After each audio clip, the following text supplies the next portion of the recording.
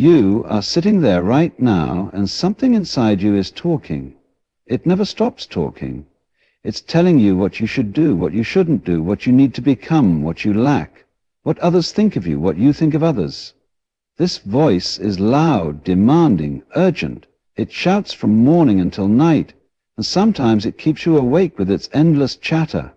This is your ego speaking, and it believes it knows everything about who you are and what you need. But there's another voice. It's so quiet you might miss it entirely. It doesn't argue or demand or criticize. It doesn't compare you to others or remind you of your failures. It simply knows. This whisper comes from something much older and wiser than your thinking mind. It comes from your soul, and it has been waiting patiently for you to listen.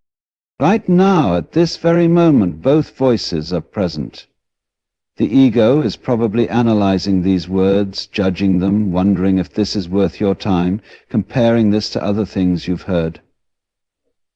Meanwhile, your soul is simply here, aware, present, recognizing truth when it appears. The question is, which voice will you choose to follow? Most people spend their entire lives listening only to the ego's shouts. They chase after the things the ego tells them they need. More money, more recognition, more security, more pleasure, more control.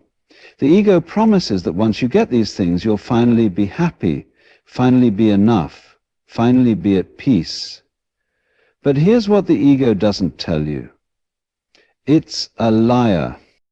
The ego is like a salesman who promises you the world but never delivers. It says, just get this promotion and you'll feel successful.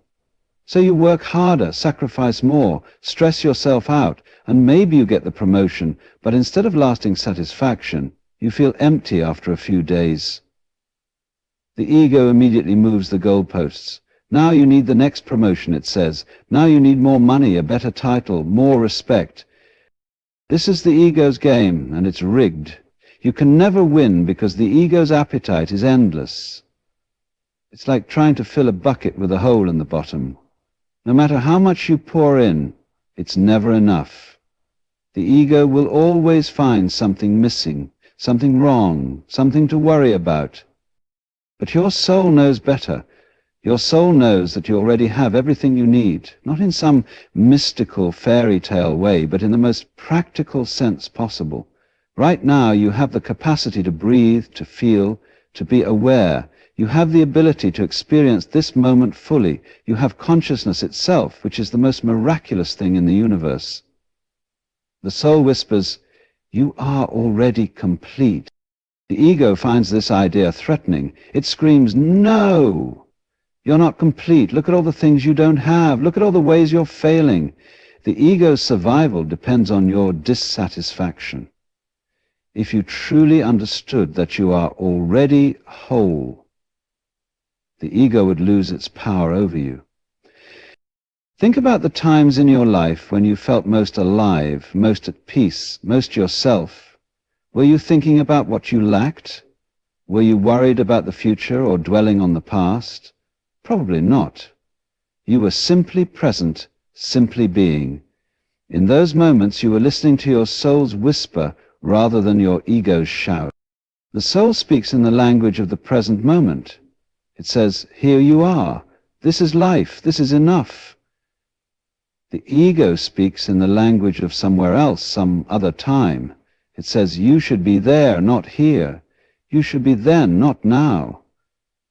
You should be someone else, not yourself. This creates a fundamental split in how you experience life.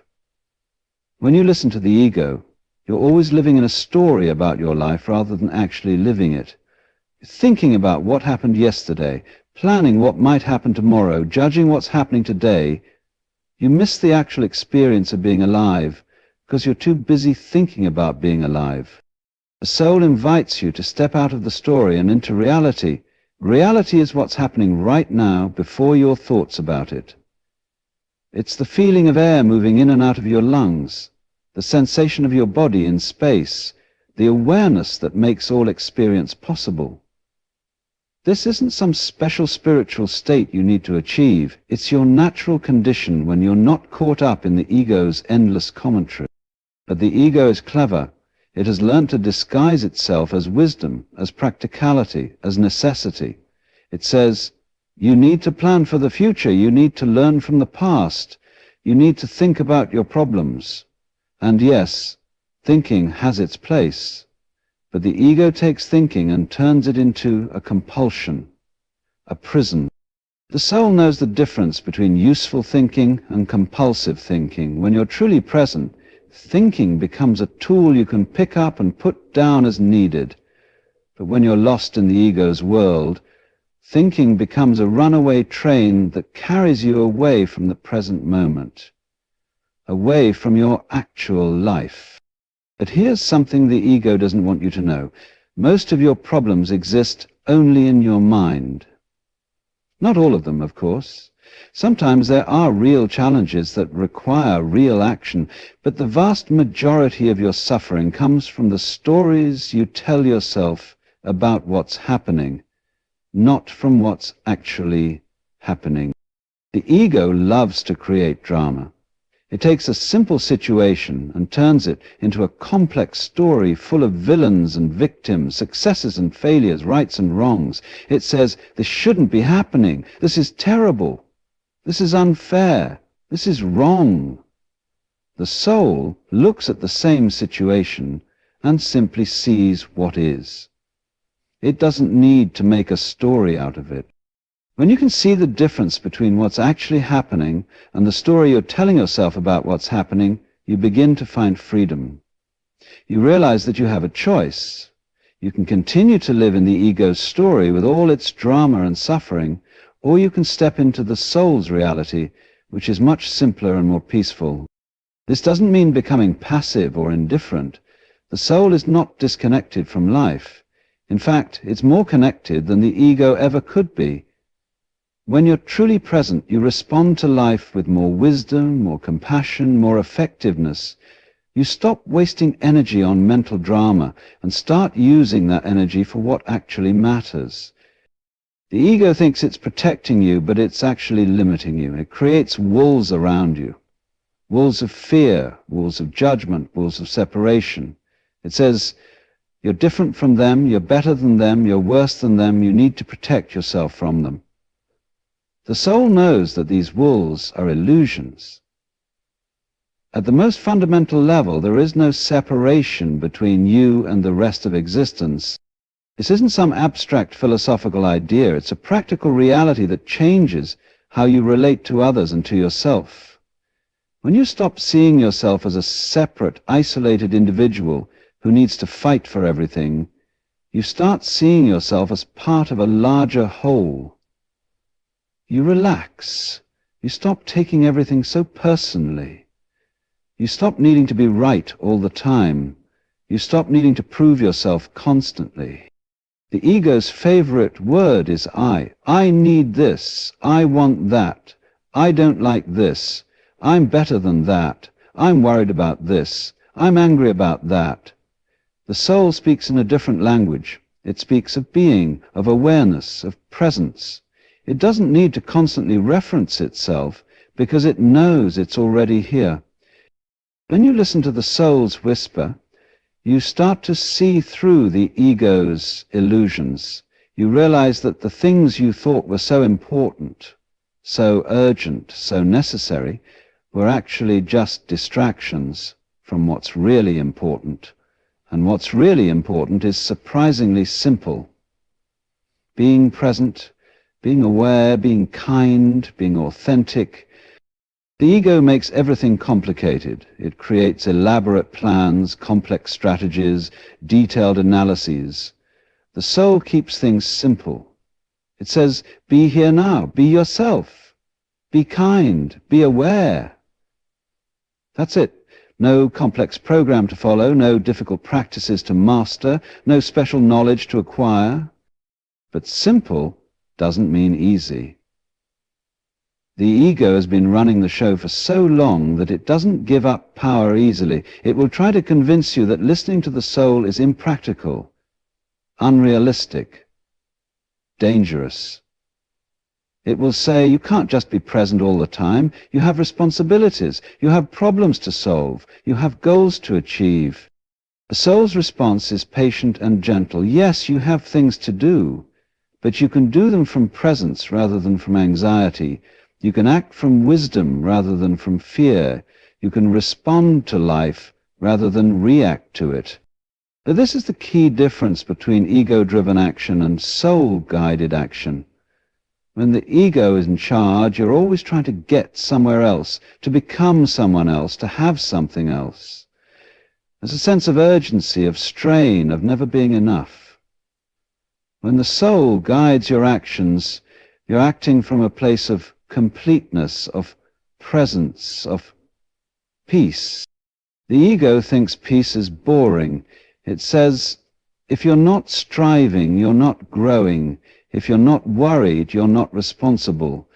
If you're not dissatisfied, you're not ambitious. The soul knows that peace is not the absence of activity, but the presence of clarity. From peace you can act with more power, more creativity, more effectiveness than you ever could from anxiety and strain. Think about the people in your life who seem most alive, most authentic, most inspiring. Are they the ones who are always stressed, always striving, always dissatisfied? Or are they the ones who seem to have found some inner peace, some inner knowing, some connection to something larger than themselves? They are the ones who have learned to listen to the soul's whisper rather than the ego's shout. The ego looks at these people and feels threatened. It says, they're just lucky. They don't have real problems. They don't understand how hard life is. But the soul recognizes something familiar in them. It sees what's possible when you stop fighting with reality and start dancing with it. This is what the soul offers, not a life without challenges, but a different way of meeting those challenges. Instead of seeing problems as enemies to be defeated, you see them as opportunities to grow. Instead of seeing other people as competitors or threats, you see them as fellow travelers on the same journey. Instead of seeing yourself as isolated and alone, you see yourself as part of the great web of existence. The ego hates uncertainty. It wants to know what's going to happen, to control the outcome, to guarantee success. It spends enormous amounts of energy trying to predict and control the future. The soul is comfortable with uncertainty. It knows that uncertainty is not the enemy of life, but the very condition that makes life possible. If everything were certain, if everything were predictable, if everything were under control, life would be static, boring, dead. Uncertainty is what creates the space for growth, for surprise, for wonder, for adventure. The soul doesn't need to know what's going to happen next. It's interested in what's happening now. This shift from future focus to present focus is one of the most liberating changes you can make. When you're not constantly worried about tomorrow, you have all your energy available for today. When you're not trying to control outcomes, you can focus on the process. When you're not afraid of uncertainty, you can be curious about what's actually unfolding. The ego is addicted to stories. It loves to tell the story of your past, to predict the story of your future, to analyze the story of your present. But life is not a story. Life is what's happening before the story, beneath the story, beyond the story. The soul knows this. It doesn't need to understand life. It simply lives it. When you can drop the need to understand everything, to figure everything out, to have everything make sense, you open yourself to direct experience. You stop filtering life through your thoughts and start experiencing it directly. This is where wonder lives, where joy lives, where peace lives. The ego thinks wonder is childish, joy is temporary, and peace is impractical. The soul knows that wonder is wisdom, joy is your natural state, and peace is the most practical thing in the world. From peace, you make better decisions, From joy, you have more energy. From wonder, you stay open to new possibilities. But the ego doesn't want you to find peace. It wants you to find the next thing, the better thing, the perfect thing. It keeps you on a treadmill of constant seeking, constant striving, constant dissatisfaction. The soul invites you to step off the treadmill and simply be where you are. This is not about giving up on life or becoming passive. It's about recognizing that you already have what you're looking for. You're looking for peace, and peace is available right now. You're looking for love, and love is what you are. You're looking for meaning, and meaning is found in presence, not in achievement. The ego measures worth by accomplishments, by possessions, by status, by the opinions of others. The soul knows that worth is inherent, unchanging, unconditional. You don't earn worth. You don't lose worth. You simply are worthy by virtue of being conscious, by virtue of being alive, by virtue of being. This is perhaps the most radical thing the soul whispers. You are already enough. Not, you will be enough when you achieve your goals. Not, you would be enough if you were different. But you are enough right now, exactly as you are. The ego finds this idea absurd. It says, how can you be enough? Look at all your flaws, look at all your mistakes, look at all the things you haven't accomplished. The soul's response is simple. Those are thoughts about yourself, not yourself.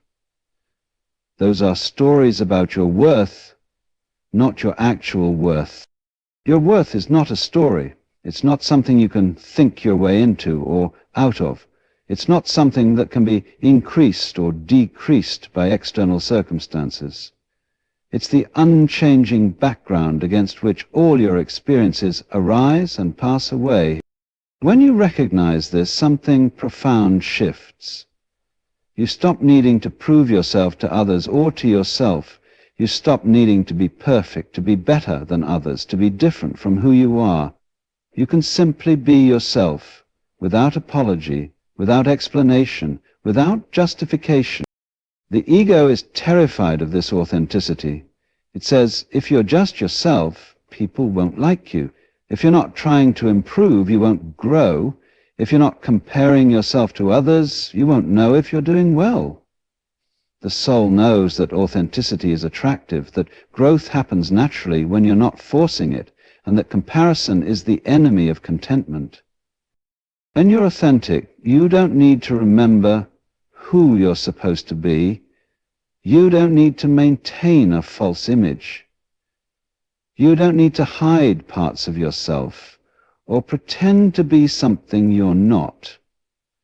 You can relax into being yourself, and this relaxation is felt by everyone around you. The ego creates tension not only within you, but between you and others. It's always judging, always comparing, always defending, always attacking. The soul creates connection. It sees beyond the surface differences to the common humanity underneath. It responds to the soul in others rather than to their egos. This is how real relationships are formed. Not ego to ego, with all the drama and conflict that entails, but soul to soul, with understanding and compassion. When you listen to your soul's whisper, you naturally call forth the soul in others. You create a space where people can be authentic, where they can drop their defenses, where they can simply be themselves. The ego thinks this is naive. It says, you can't trust people, you need to protect yourself, you need to be strategic in your relationships. The soul knows that trust is not about the other person, but about your own inner security. When you know who you are, when you're connected to your own soul, you don't need to be defensive. You can be open without being vulnerable in a harmful way. This openness is not weakness. It's the greatest strength. When you're not defending a false self, you have all your energy available for living. When you're not trying to control how others see you, you can focus on seeing them clearly. When you're not lost in the ego's dramas, you can respond to life with wisdom and compassion. The ego's dramas are always the same. I'm not getting what I want. I'm not being treated fairly. I'm not being appreciated. I'm not being understood. The soul doesn't get caught up in these dramas. It sees them as temporary weather patterns in the sky of consciousness. Clouds come and go, but the sky remains unchanged. You are that sky. Your thoughts, emotions, and experiences are the clouds. They arise, they change, they pass away. But you, the awareness in which they appear, remain constant. The ego identifies with the clouds and thinks it is the weather. The soul knows it is the sky. This is not a metaphor. This is a direct description of your actual experience when you look closely enough. Right now you can notice that you are aware of your thoughts, which means you are not identical to your thoughts. You are aware of your emotions, which means you are not identical to your emotions. You are aware of your body. What you are is the awareness itself, the consciousness in which all these experiences arise. This awareness is not produced by your brain, not created by your thoughts, not dependent on your circumstances. It is the most fundamental aspect of your being, and it is always present, always peaceful, always complete. The ego doesn't like this teaching because it reduces the ego's importance. If you are not your thoughts, then all the ego's commentary becomes optional. If you are not your emotions, then all the ego's drama becomes a choice. If you are not your body, then all the ego's fears about death and decay lose their power. But the soul welcomes this teaching because it reveals your true nature. You are not the small, separate, struggling individual the ego pretends to be. You are the vast, open, aware space in which all of life unfolds. You are not in the universe. The universe is in you. This recognition doesn't make you special or different from others. It reveals what you have always been and what everyone else is too. It's not something you achieve or attain. It's something you recognize, something you remember, something you allow yourself to be. The ego fights against this recognition because it means the end of the ego's tyranny. But the soul welcomes it because it means the beginning of real freedom, not freedom from responsibility, but freedom from the anxiety that makes responsibility feel like a burden. Not freedom from relationships, but freedom from the need to manipulate and control others. Not freedom from life, but freedom to live fully. This freedom is not earned through struggle or achievement. It's recognized through understanding. When you understand that you are not the voice in your head, you stop being enslaved by it. When you understand that you are not your past, you stop being limited by it. When you understand that you are not your future, you stop being anxious about it. The ego says, "But if I'm not my past, how do I learn from experience? If I'm not my future, how do I plan and prepare? If I'm not my thoughts, how do I solve problems?" The soul answers, "You can use your memory without being trapped by it. You can plan for the future without being anxious about it. You can think when thinking is useful without being compulsively lost in thought. This is the difference between being enslaved by your mind and being the master of your mind. When you identify with your thoughts, you have no choice but to believe them and follow them wherever they lead. When you recognize that you are the awareness in which thoughts arise, you can evaluate them, use them when they're helpful, and ignore them when they're not. The ego thinks this is dangerous. It says, If you don't take your thoughts seriously, you'll become irresponsible. If you don't believe your emotions, you'll become cold. If you don't identify with your body, you'll neglect it. The soul knows that the opposite is true. When you're not enslaved by your thoughts, you can think more clearly.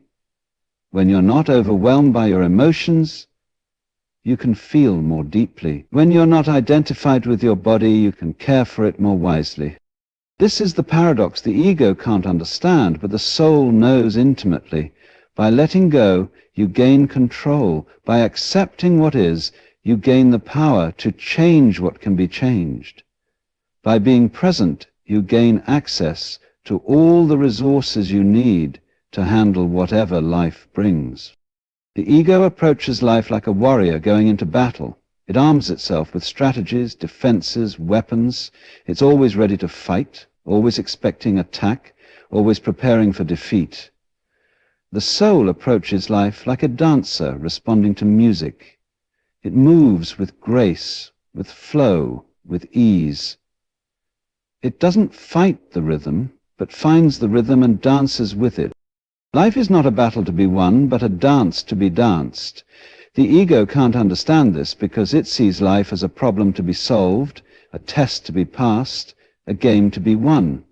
The soul knows that life is an art to be lived, a gift to be received, a mystery to be experienced. When you approach life from the soul's perspective, everything changes. Challenges become opportunities, obstacles become teachers, enemies become mirrors. What the ego sees as problems, the soul sees as invitations to grow, to learn, to become more conscious. This doesn't mean that life becomes easy or that problems disappear. It means that you develop a different relationship with difficulty. Instead of seeing it as evidence that something is wrong, you see it as evidence that life is dynamic, that change is possible, that growth is happening. The ego wants life to be comfortable, predictable, safe. The soul wants life to be authentic, meaningful, alive. Sometimes these two desires conflict, and you have to choose. Will you choose the ego's comfort or the soul's aliveness? Will you choose the ego's safety or the soul's adventure? Will you choose the ego's predictability or the soul's mystery? These choices come up every day in small ways and large ways.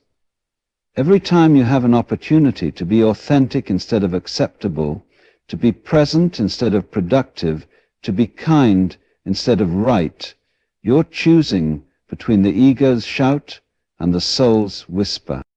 The ego makes these choices sound dramatic and difficult. It says, if you're authentic, you'll be rejected. If you're present, you'll be unsuccessful. If you're kind, you'll be taken advantage of. The soul knows that these are just fears, not facts.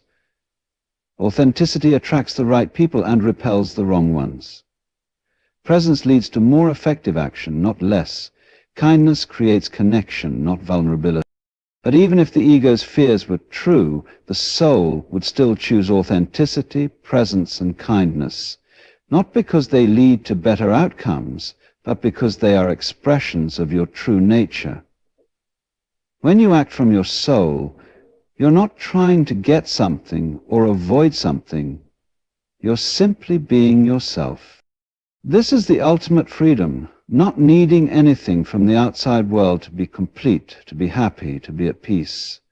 The ego is always negotiating with life, always trying to make deals. If you give me this, I'll be happy. If you don't give me that, I'll be miserable.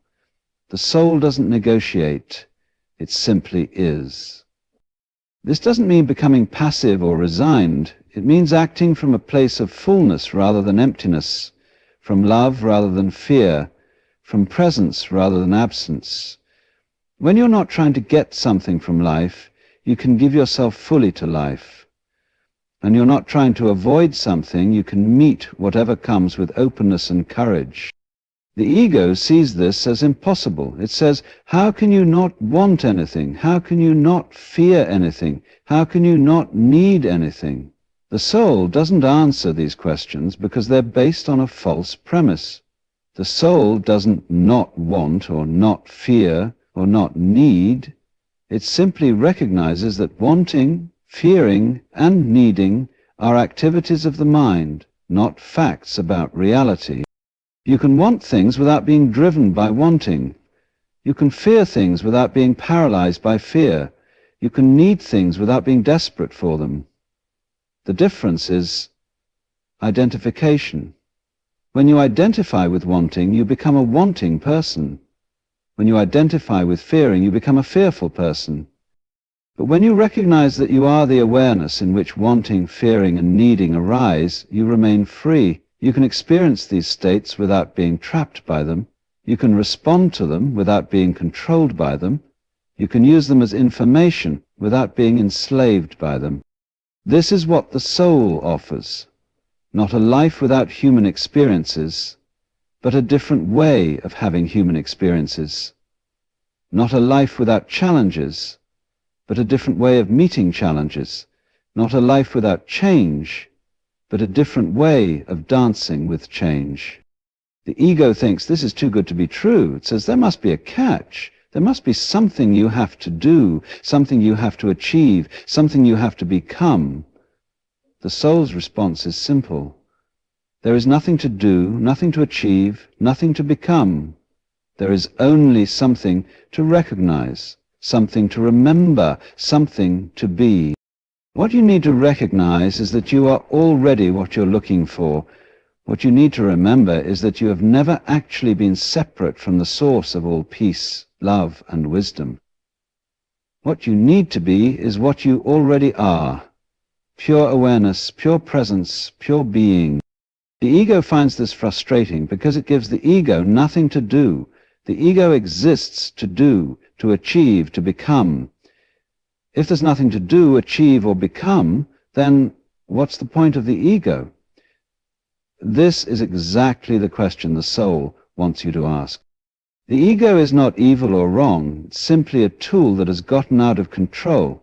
Like a servant who has forgotten its place and started giving orders to the master, the ego has forgotten that it's meant to serve consciousness, not rule it. When you recognize your true nature as awareness itself, the ego naturally returns to its proper function as a useful tool rather than a tyrannical master. This recognition doesn't happen through effort or struggle. It happens through relaxation, through letting go, through simply being present. Right now, you can stop trying to be someone and simply be. You can stop trying to get somewhere and simply be here. You can stop trying to become something and simply recognize what you already are. The ego will protest. It will say, this is too simple. This can't be right. This isn't practical.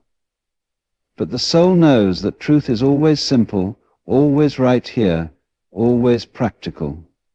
The most practical thing you can do is to be present, to be authentic, to be kind. Everything else is just elaboration. So right now, in this moment, you have a choice. You can continue to listen to the ego's shout, with all its demands and fears and endless commentary, or you can turn your attention to the soul's whisper, with its quiet wisdom and unconditional love and perfect peace. The choice is always available, the choice is always now, the choice is always yours. The ego shouts, but the soul whispers. And in that whisper you can hear the truth of who you really are, not a separate, struggling individual, but the very awareness in which all of life unfolds. Not a problem to be solved, but a mystery to be lived. Not a story to be perfected, but a presence to be embodied. Listen. Can you hear it? Beneath all the noise, beneath all the thoughts, beneath all the drama, there is a whisper. It's calling you home. It's calling you to yourself. It's calling you to this moment, this breath, this life. The ego shouts, but the soul whispers. And the whisper is enough. It has always been enough. It will always be enough. You are enough. You have always been enough. You will always be enough. This is the soul's final whisper, and it's the only one you need to hear. Have you ever dreamed of one day standing firm like a rock in the middle of a waterfall, indifferent to criticism, unafraid of being abandoned, unshaken by the invisible cuts that others leave behind, unintentionally or deliberately? You imagine yourself becoming a steel statue, cold, invulnerable, so that finally you can rest. Let go of the burden of always having to be okay, always strong, always maintaining the perfect image that even you have grown tired of building. But pause for a second. Listen to this, not as empty advice, but as a whisper from the very darkness you're trying to avoid. The more you try to escape pain, the tighter it clings to you. The higher you build your walls, the more you become a prisoner in your own fortress. The more you pretend I'm fine, the more pain seeps through every crack, gnawing at you from within until you're exhausted yet still forcing a smile. This isn't a lecture on weakness. This is a call to courage. Pain isn't an enemy to destroy, but a messenger from the depths of your soul. It doesn't come from the venomous words out there, not from betrayal or the voids others leave behind. It only truly stabs you when it touches an old wound, the story you keep replaying in your head, the fear of abandonment, the belief that if I'm good enough, strong enough, lovable enough, no one will hurt me again. You see, the world doesn't have absolute power to break you. That power lies in how you receive what happens. One person can be rejected and still smile as they move forward, because there's no empty space left inside for old pain to echo. Another can collapse from a single cold glance, because that look awakens a chorus of past rejections. So where's the difference?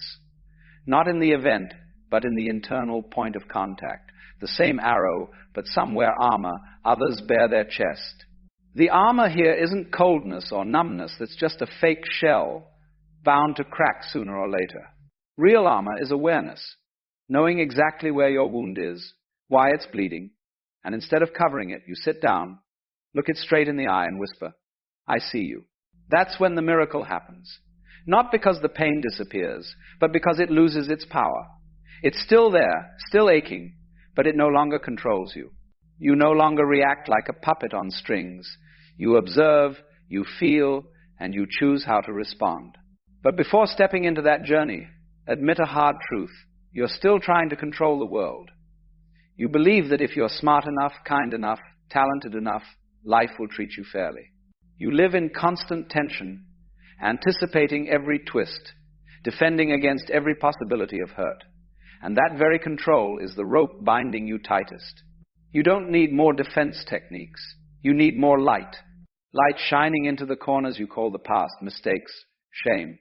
Light doesn't erase darkness, but it turns darkness from a lair of demons into just a part of your house, old, dusty, but yours. And here's the key. Freedom doesn't lie in the world changing, but in you stopping giving the world power. Everything outside only has strength when it finds an echo inside.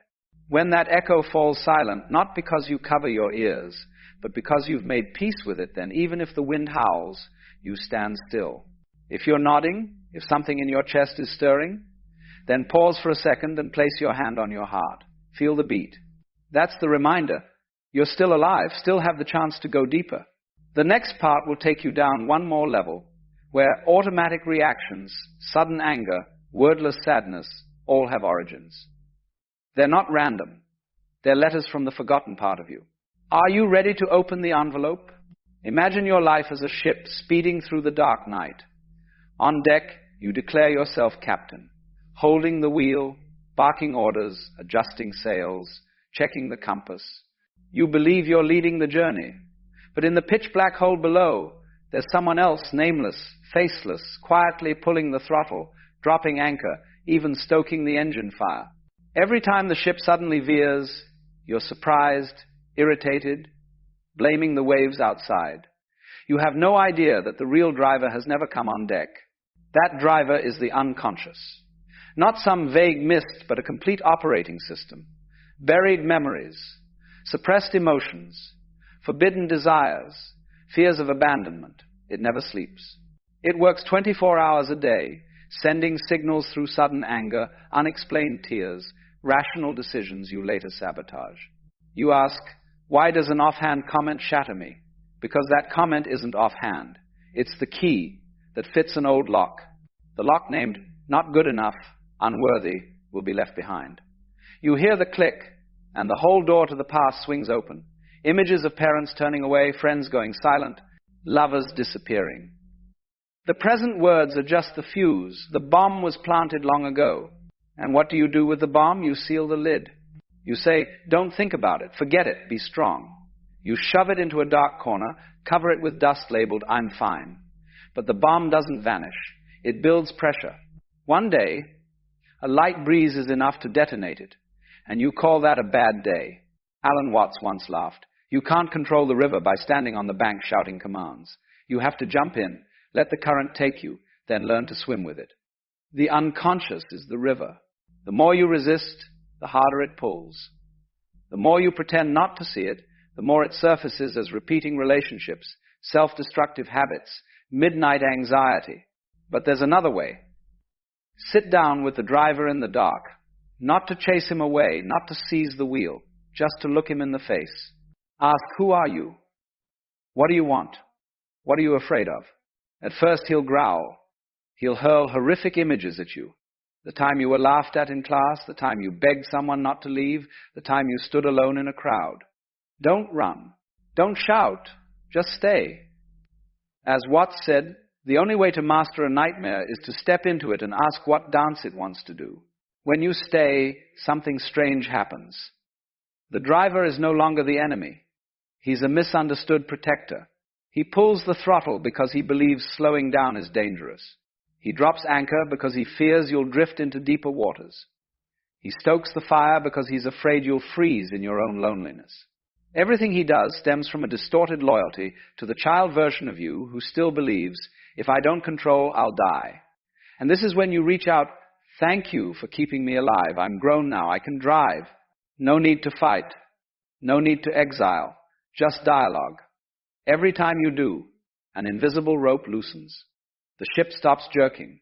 You start to feel the true rhythm of the journey, sometimes fast, sometimes slow, sometimes rocking, sometimes still. But don't celebrate yet. The driver won't hand over the keys immediately. He needs proof you won't banish him back to the dark. The only proof is consistency. Today, anger flares. You don't suppress it. Don't lash out. Just ask, where are you from? Tomorrow, fear of abandonment rises. You don't rush to text begging, just whisper, I know you're here. I'm not running. The more you dialogue, the more you realize irrational reactions aren't irrational. They're maps. Every anger points to where your voice was stolen. Every sadness leads to the moment you learned to fake happiness. Every anxiety is a warning from the part of you that still believes, if I'm not perfect, no one will stay. And this map isn't for you to fix yourself. No one needs a new ship. You just need to understand the mechanics of the old one. When you know which throttle overheats the engine, which anchor is too heavy, which sail is torn, you're no longer surprised. You drive with the unconscious instead of being driven by it. Now you stand at the edge of the abyss. Behind is the familiar deck. Shouts of hold the wheel, clanging metal of must control, whistling wind of don't let anyone see you weak. Ahead is open space, no compass, no map, no promise of safety. Only one requirement. Let go of the shell.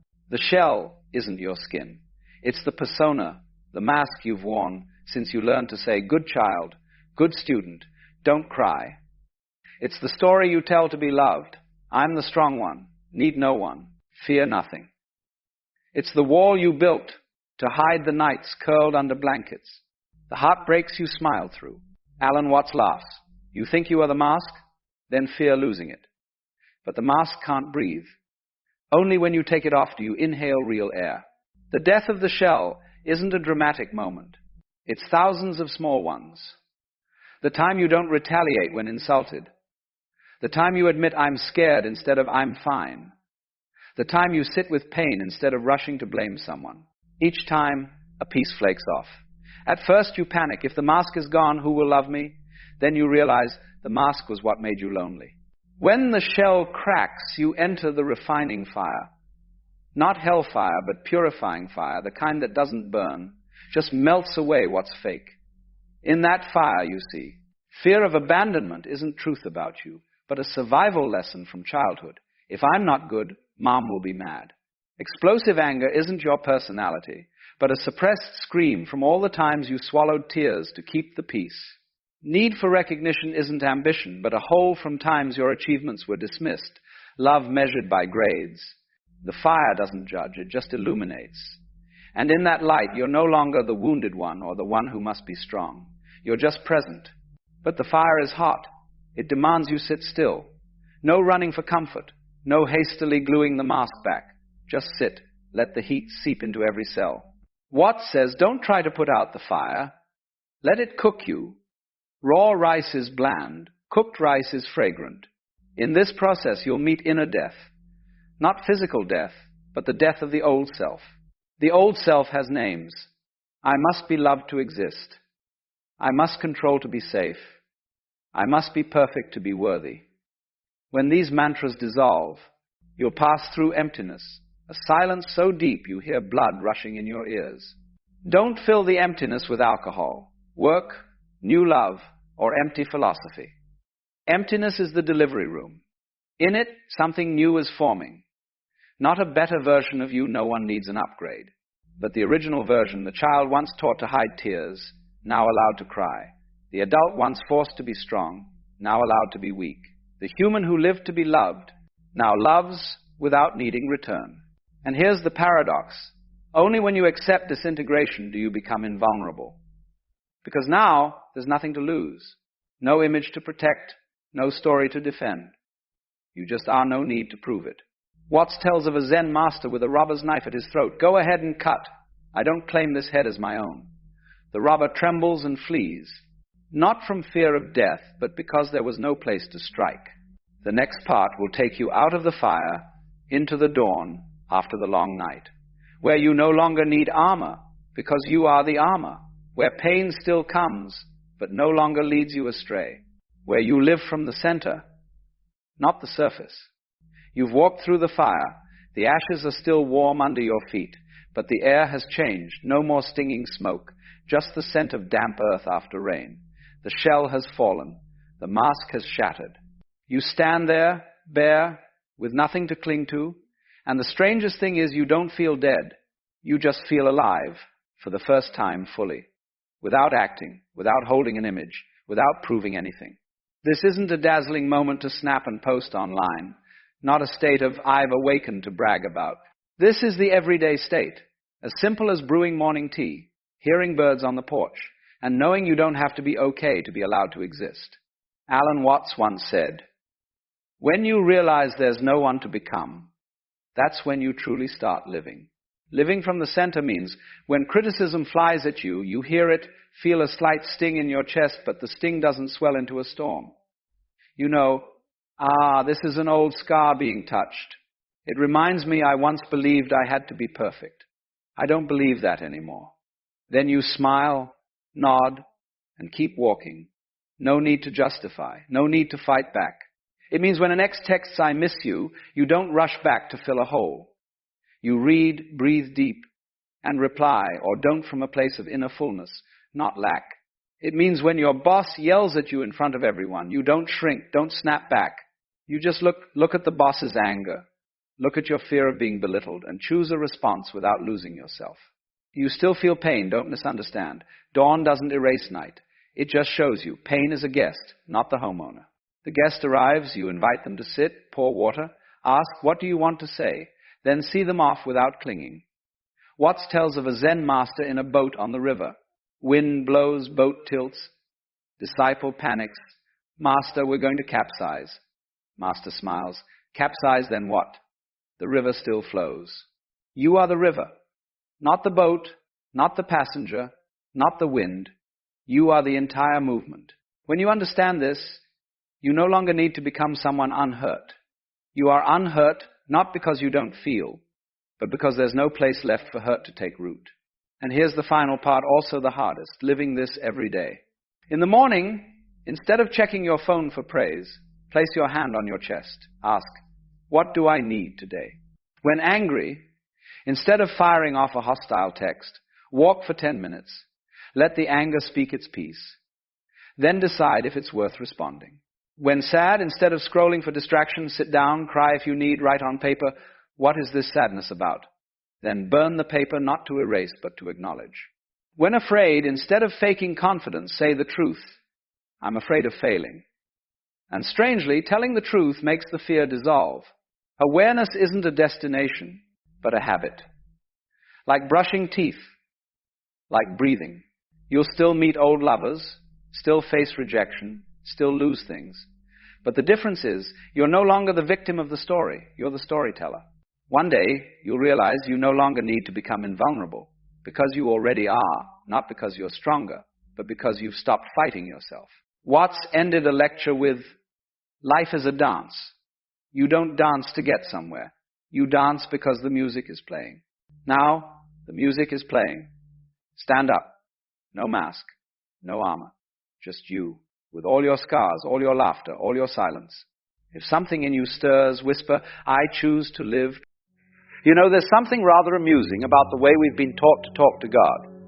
We approach it as if we're sending a telegram to some distant cosmic emperor who sits on a throne billions of miles away, checking his clipboard to see if we've been good enough to deserve his attention.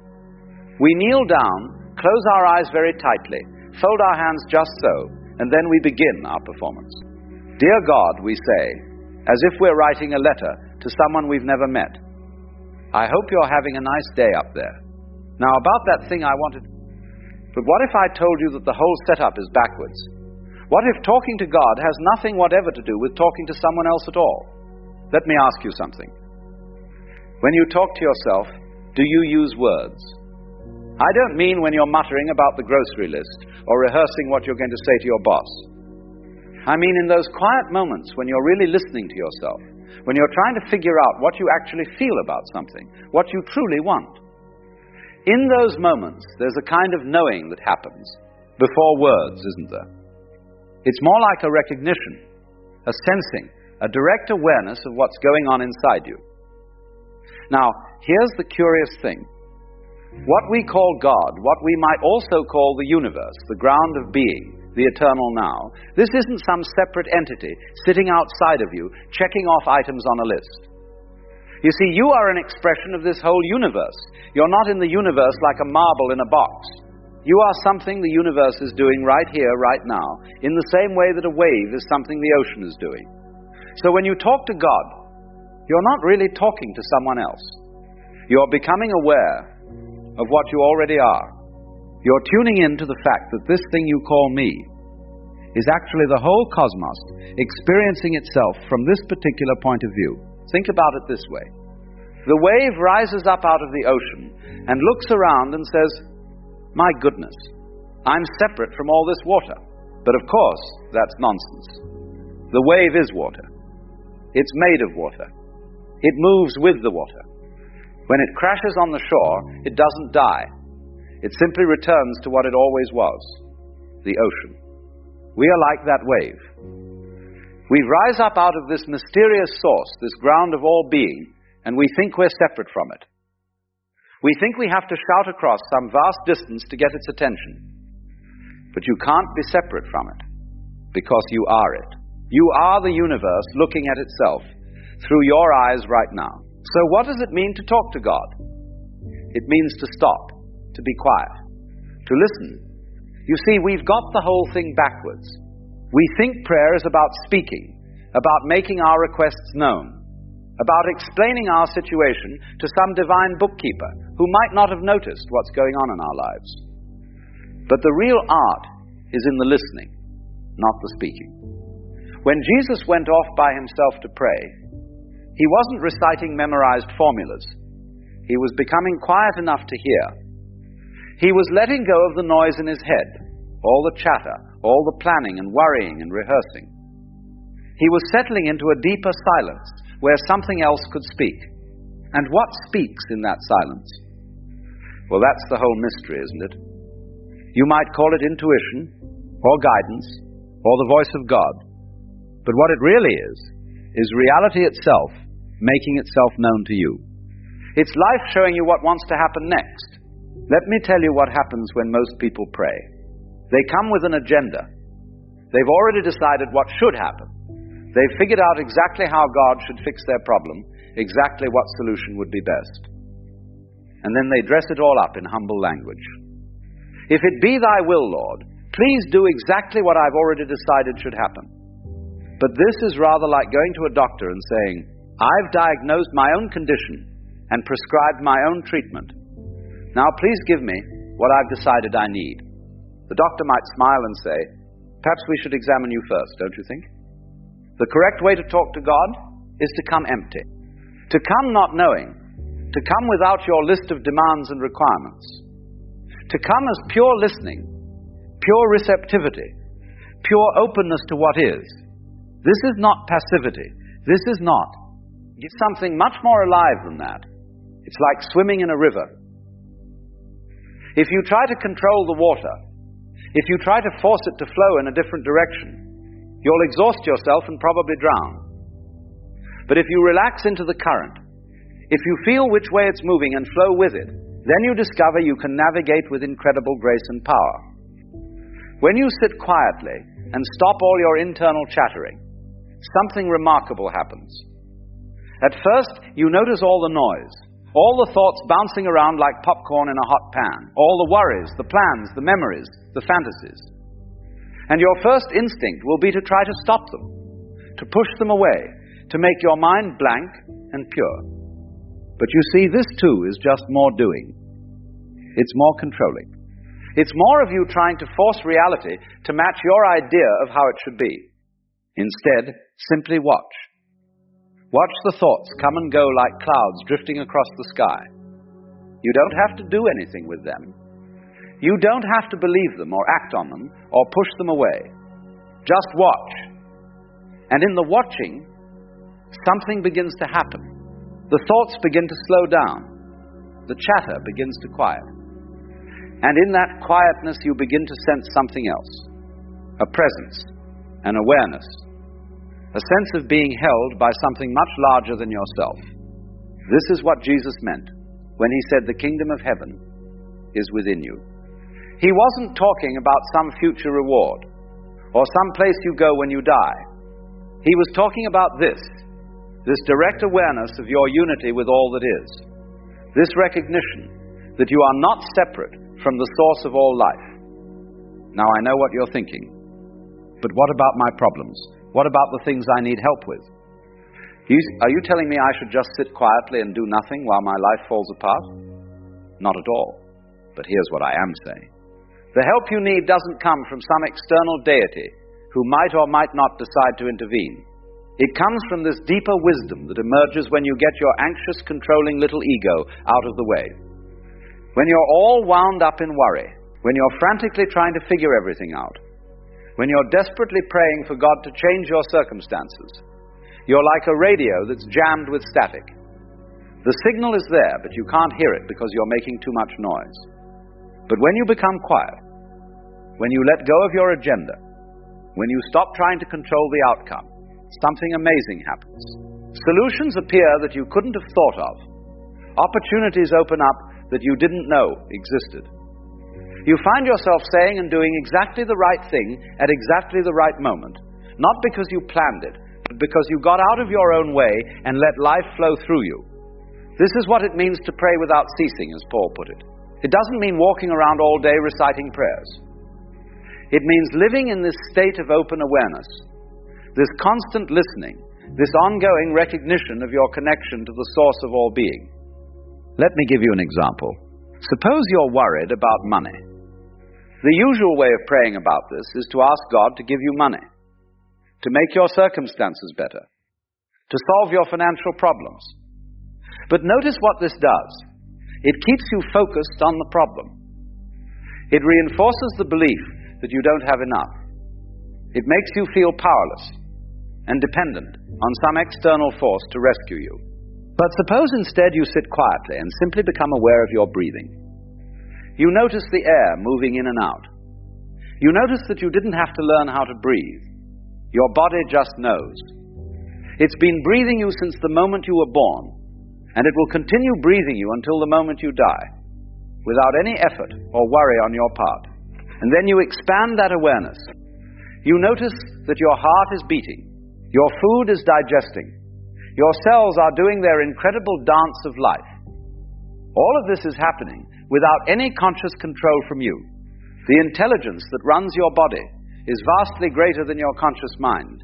And this intelligence, this organizing principle, this creative force, it's the same intelligence that spins the galaxies and grows the trees and brings the spring after winter. It's all one thing. And you are not separate from it. You are one of its expressions. When you really feel this, when you sense your connection to this vast creative intelligence, something shifts. You stop feeling like a beggar asking for scraps. You start feeling like what you are, an integral part of this whole magnificent process. And from that place, from that sense of connection and trust, you begin to act differently. You make different choices. You see opportunities you missed before. You find resources you didn't know you had. The money problem might or might not resolve itself immediately, but your relationship to it changes. You stop being paralyzed by fear. You stop making desperate decisions. You start flowing with life instead of fighting against it. This is what Jesus demonstrated over and over again. He didn't stand apart from the Father, begging and pleading. He said, I and the Father are one. He lived from that place of unity. And from that place, the so-called miracles happen naturally, not as violations of natural law, but as expressions of a deeper understanding of how things actually work. Now you might say, but what about gratitude? Shouldn't we thank God for what we have? Of course. But again, we've misunderstood what gratitude really is. It's not about keeping God happy, like a child thanking a parent so they'll get dessert. Real gratitude is simply the recognition of the gift that existence is. Look at this. You are alive. You can see, hear, taste, touch, smell. You can think and feel and experience this astonishing world. None of this is ordinary. None of this is something you earned or deserved. It's pure gift. It's grace. It's miracle. When you really see this, when you really feel the extraordinary nature of the most ordinary moment, a glass of water, a breath of air, the warmth of the sun, gratitude arises naturally. You don't have to manufacture it or perform it. It simply bubbles up from the recognition of how blessed you already are. And this gratitude changes everything.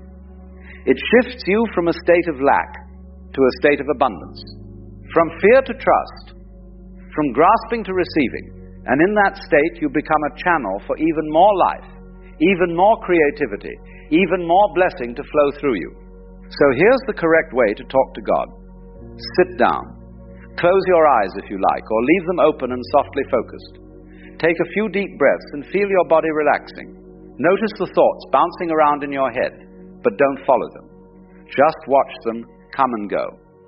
And then, without words, without any formulas or scripts, simply open yourself. Be receptive. Be listening. Be aware. Notice the silence underneath all the noise. Notice the space in which all experience is happening. Notice that you are aware, and this awareness is not separate from what you're aware of. You might sense a presence. You might have insights bubble up. You might simply feel a sense of peace or connection. Or nothing much might happen at all, and that's fine too. You're not doing this to get something. You're doing it to remember what you are. And then as you go about your day, carry this awareness with you. When you're washing dishes, really wash the dishes. Feel the warm water. Notice the bubbles. Be completely present to this simple act. When you're talking to someone, really listen. Don't plan your response. Don't judge what they're saying. Just be there, fully present, fully open. This is prayer. Not the words you recite, but the quality of your presence. Not the requests you make, but the awareness you bring to each moment. When you live this way, you discover something wonderful. The distinction between sacred and ordinary dissolves. Everything becomes prayer. Making breakfast is prayer. Walking to work is prayer. Listening to a friend is prayer. Because you're no longer separate from the source. You're no longer trying to get God's attention. You're simply being what you are, a unique expression of the divine, a particular way that the universe is experiencing itself. And from this place, when you do speak words of prayer, they come from a different source. They're not demands or bargaining or performance. They're expressions of this deeper awareness. They might sound like, thank you, or help me see clearly, or simply yes. You see, the correct way to talk to God is to recognize that there's no one to talk to. There's only this eternal now, this present moment, this direct experience of being alive, and you are not separate from it. You are it. So stop trying so hard. Stop performing. Stop pretending you're someone you're not, talking to something outside yourself. Just be quiet. Just listen. Just open yourself to what is, and in that openness, you'll find that you're already being prayed through. The universe is speaking itself through you. Life is living itself as you. God, if you want to use that word, is not something you talk to. It's what you are. This is the secret that the mystics have known in every tradition. That the seeker and the sought are one. That the prayer and the prayed to are the same thing looking at itself from different angles. That prayer is not communication between separate beings, but the universe becoming conscious of itself. So the correct way to talk to God is to stop talking and start listening. To stop seeking and start being. To stop performing and start experiencing. And in that simple shift, everything changes. Not because God finally heard you and decided to answer, but because you remembered what you always were, an inseparable part of the whole. It is a curious thing, this tendency we all share, the urge to hold on to people, to hold on to ideas, to hold on to the stories we tell about who we are and what the world is.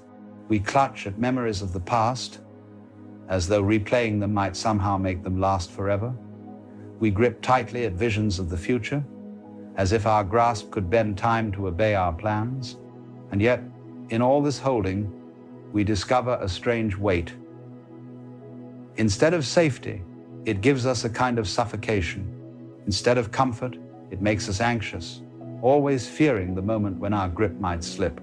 Why do we hold on so desperately? It is because we have been taught that to let go is to lose. If I let go of this relationship, I will be abandoned. If I let go of this belief, I will be adrift. If I let go of control, everything will fall apart. And so, with clenched fists, we drag the baggage of yesterday into today and try to pack tomorrow into the same suitcase until we are exhausted under the sheer weight of it. But life, you see, is not meant to be carried like this. Life is a river, not a stone. It moves, it flows, it shifts. And when we try to grasp the current, we only end up with water slipping through our fingers. The tighter we hold, the more we realize we cannot truly hold at all. Consider for a moment the simple act of breathing. You breathe in, and then you must breathe out. If you try to only inhale, clinging to the air as though to lose it would mean to lose your life, you will suffocate. The very act of living requires release. It requires the rhythm of in and out, of taking and giving, of holding and letting go. And yet, when it comes to our attachments, we try to live as though we can only inhale, never exhale. The result is the same suffocation, but this time in our minds and our hearts. Look also at nature's trees. Each autumn, they shed their leaves, releasing what no longer serves them. They do not argue with the season. They do not cling to what has had its time. And because they let go, they are renewed. Spring comes and new leaves burst forth. Imagine if the tree resisted. Imagine if it gripped every leaf in panic, crying, "I cannot let this one go. It is mine. It defines me." What would happen? The tree would rot, unable to grow, unable to flourish, It is only in release that life finds its rhythm. But we, unlike the tree, tell ourselves stories. We imagine that if we let go, we will fall into emptiness.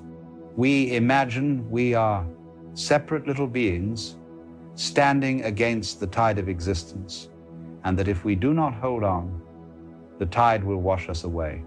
And so we resist, and we resist until the struggle becomes unbearable. Think of how we hold on to relationships that have already ended in spirit, afraid of the silence that might follow.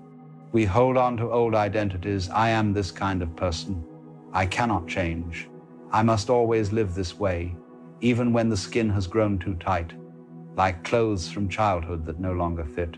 We hold on to resentments, to grievances, to past mistakes, dragging them behind us like heavy stones, all the while wondering why we feel so tired.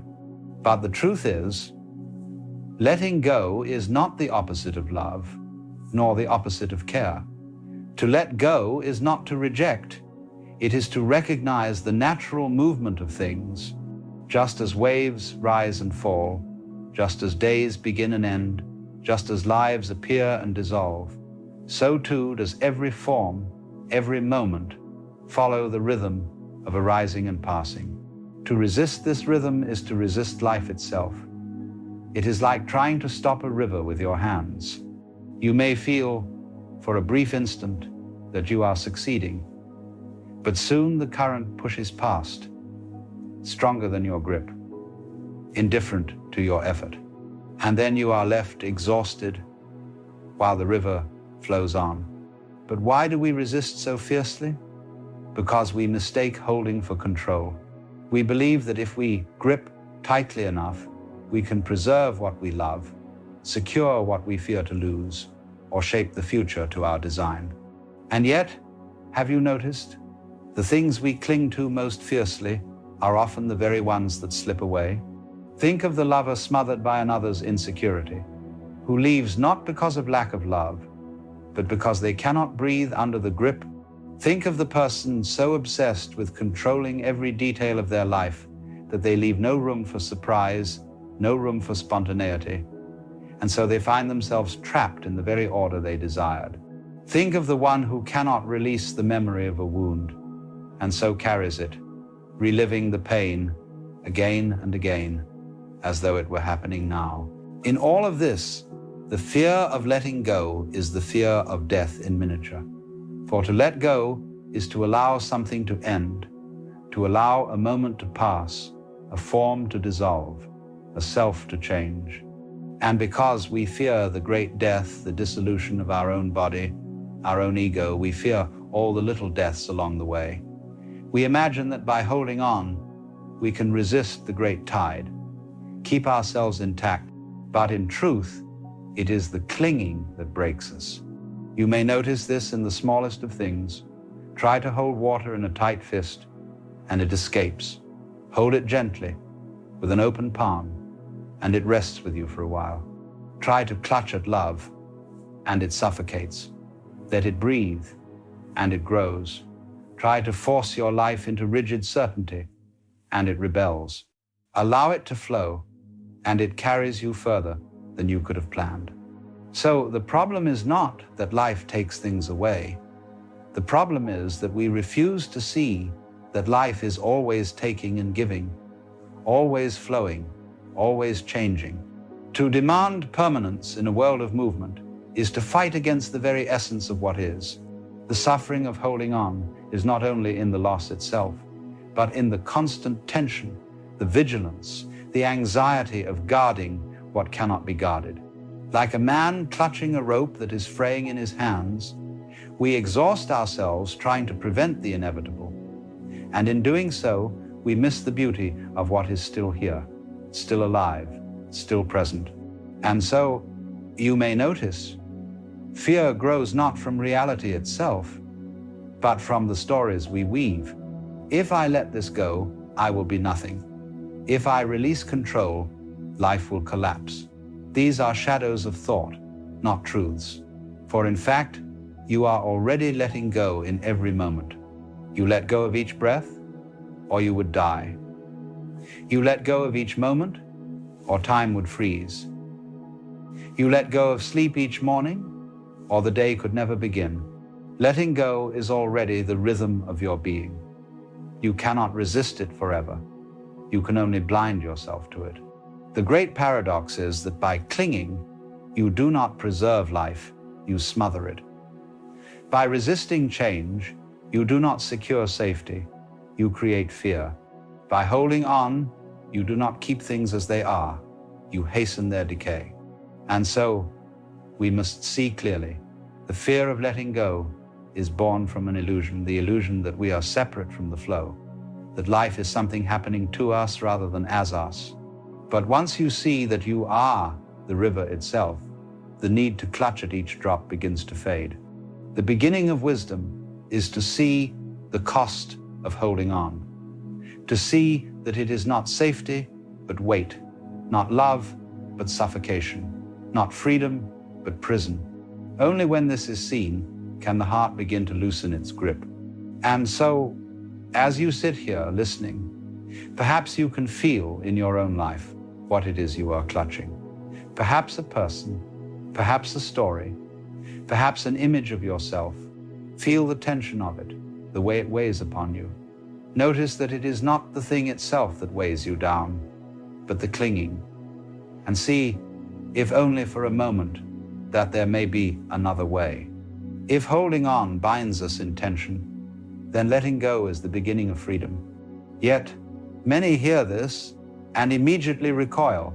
If I let go, won't I lose everything? Won't life spin into chaos? Won't I fall into nothingness? But you see, this is the illusion. For letting go does not mean falling into emptiness, it means falling into life. It means aligning yourself with the rhythm that has been carrying you all along. Think again of breathing. You let go of the breath not to die, but to live. The release makes room for the next inhalation, the next renewal. Imagine if you refuse to exhale, clinging desperately to the air as though your survival depended upon it. You would suffocate. The irony is clear. You live because you let go, again and again. This rhythm of release is everywhere. The trees let go of their leaves so that new growth may appear. The snake sheds its skin, or else it cannot expand. The earth itself shifts, quakes, moves, so that new mountains may rise, new valleys may form. To let go is not a failure of life, but its very condition. Now, notice what happens in you when you release. Perhaps you have experienced it already. You cling to some resentment, some injury from the past. You replay it, you nurse it, you rehearse the words you should have said, and then, one day, perhaps out of exhaustion, you let it go. And what do you feel? Relief, lightness. The world, unchanged in its outer form, suddenly appears brighter. The sky seems wider, the air easier to breathe. Nothing has changed but the grip of your hand, and in that small gesture, everything is transformed. So letting go is not loss, but transformation. It is not the end of love, but the beginning of freedom within love. For when you hold someone too tightly, you do not love them, you possess them. And possession strangles. To love is to let another be, to allow them the freedom of their own movement, their own becoming. And when you grant this, you discover something extraordinary, that love does not vanish when released. It grows, it deepens, it breathes. Letting go of control is much the same. You may imagine that unless you manage every detail, life will collapse into disorder. But in truth, life is already happening without your command. Your heart beats without your orders, your cells divide, your blood flows, your breath moves, the earth spins, the stars burn, all without your intervention. Control is a story, a game we play with ourselves. Life does not wait for your instructions. So what happens when you release this compulsion to control? At first, fear, because the ego imagines it is the master, and to surrender is to die. But beneath that fear is a discovery that life carries you more gracefully than you could ever carry yourself. Like a swimmer who finally stops thrashing and allows the water to hold them, you realize you are buoyant. You do not sink into chaos. You float into harmony. Now, letting go does not mean apathy. It does not mean turning your back on life or abandoning care. It means participating without clinging, engaging without grasping. It is like dancing with a partner. If you clutch at them, the dance is stiff and awkward. If you collapse and refuse to move, the dance cannot happen at all. But if you allow, give and take, guiding and yielding, the dance becomes alive, spontaneous, free. So it is with life. You are not to be a puppet, dragged helplessly, nor are you to be a tyrant, forcing every step. You are to be a dancer, moving with the rhythm, listening, responding, trusting. This is what the Chinese called Wu Wei, not forcing, not straining, but moving with the grain of the universe. Now, one of the greatest fears in letting go is the fear of death. We cling to life, imagining that if we grip hard enough, we can stave off the inevitable. But death is not the enemy. Death is the great letting go, and without it, life would not be. Just as sleep is necessary to renew the body, so death renews the cycle of existence. The leaf falls, but the tree lives on. The wave dissolves, but the ocean remains. And so, when you let go in small ways of a thought, of a grievance, of a fear, you are practicing the art of dying. You are rehearsing the great surrender that will one day come to us all. And in practicing it, you discover that death is not destruction, but renewal. What falls away makes room for what is to come. Even time itself teaches this. You cannot cling to a single moment. Try as you may to preserve it, the moment passes. The laughter fades, the embrace ends, the sunset gives way to night. And yet, this is not a tragedy, for the very passing makes room for what is next. If the day did not end, the night could not begin. If the note did not fade, the song could not continue. Life is not in the holding of one instant, but in the continuous flow from one to another. So, letting go is not abandonment. It is participation in the rhythm of existence. It is to see that you are not separate from the flow, standing against it, but the flow itself. You are not the hand clutching at the river. You are the river. And once this is seen, the fear begins to loosen.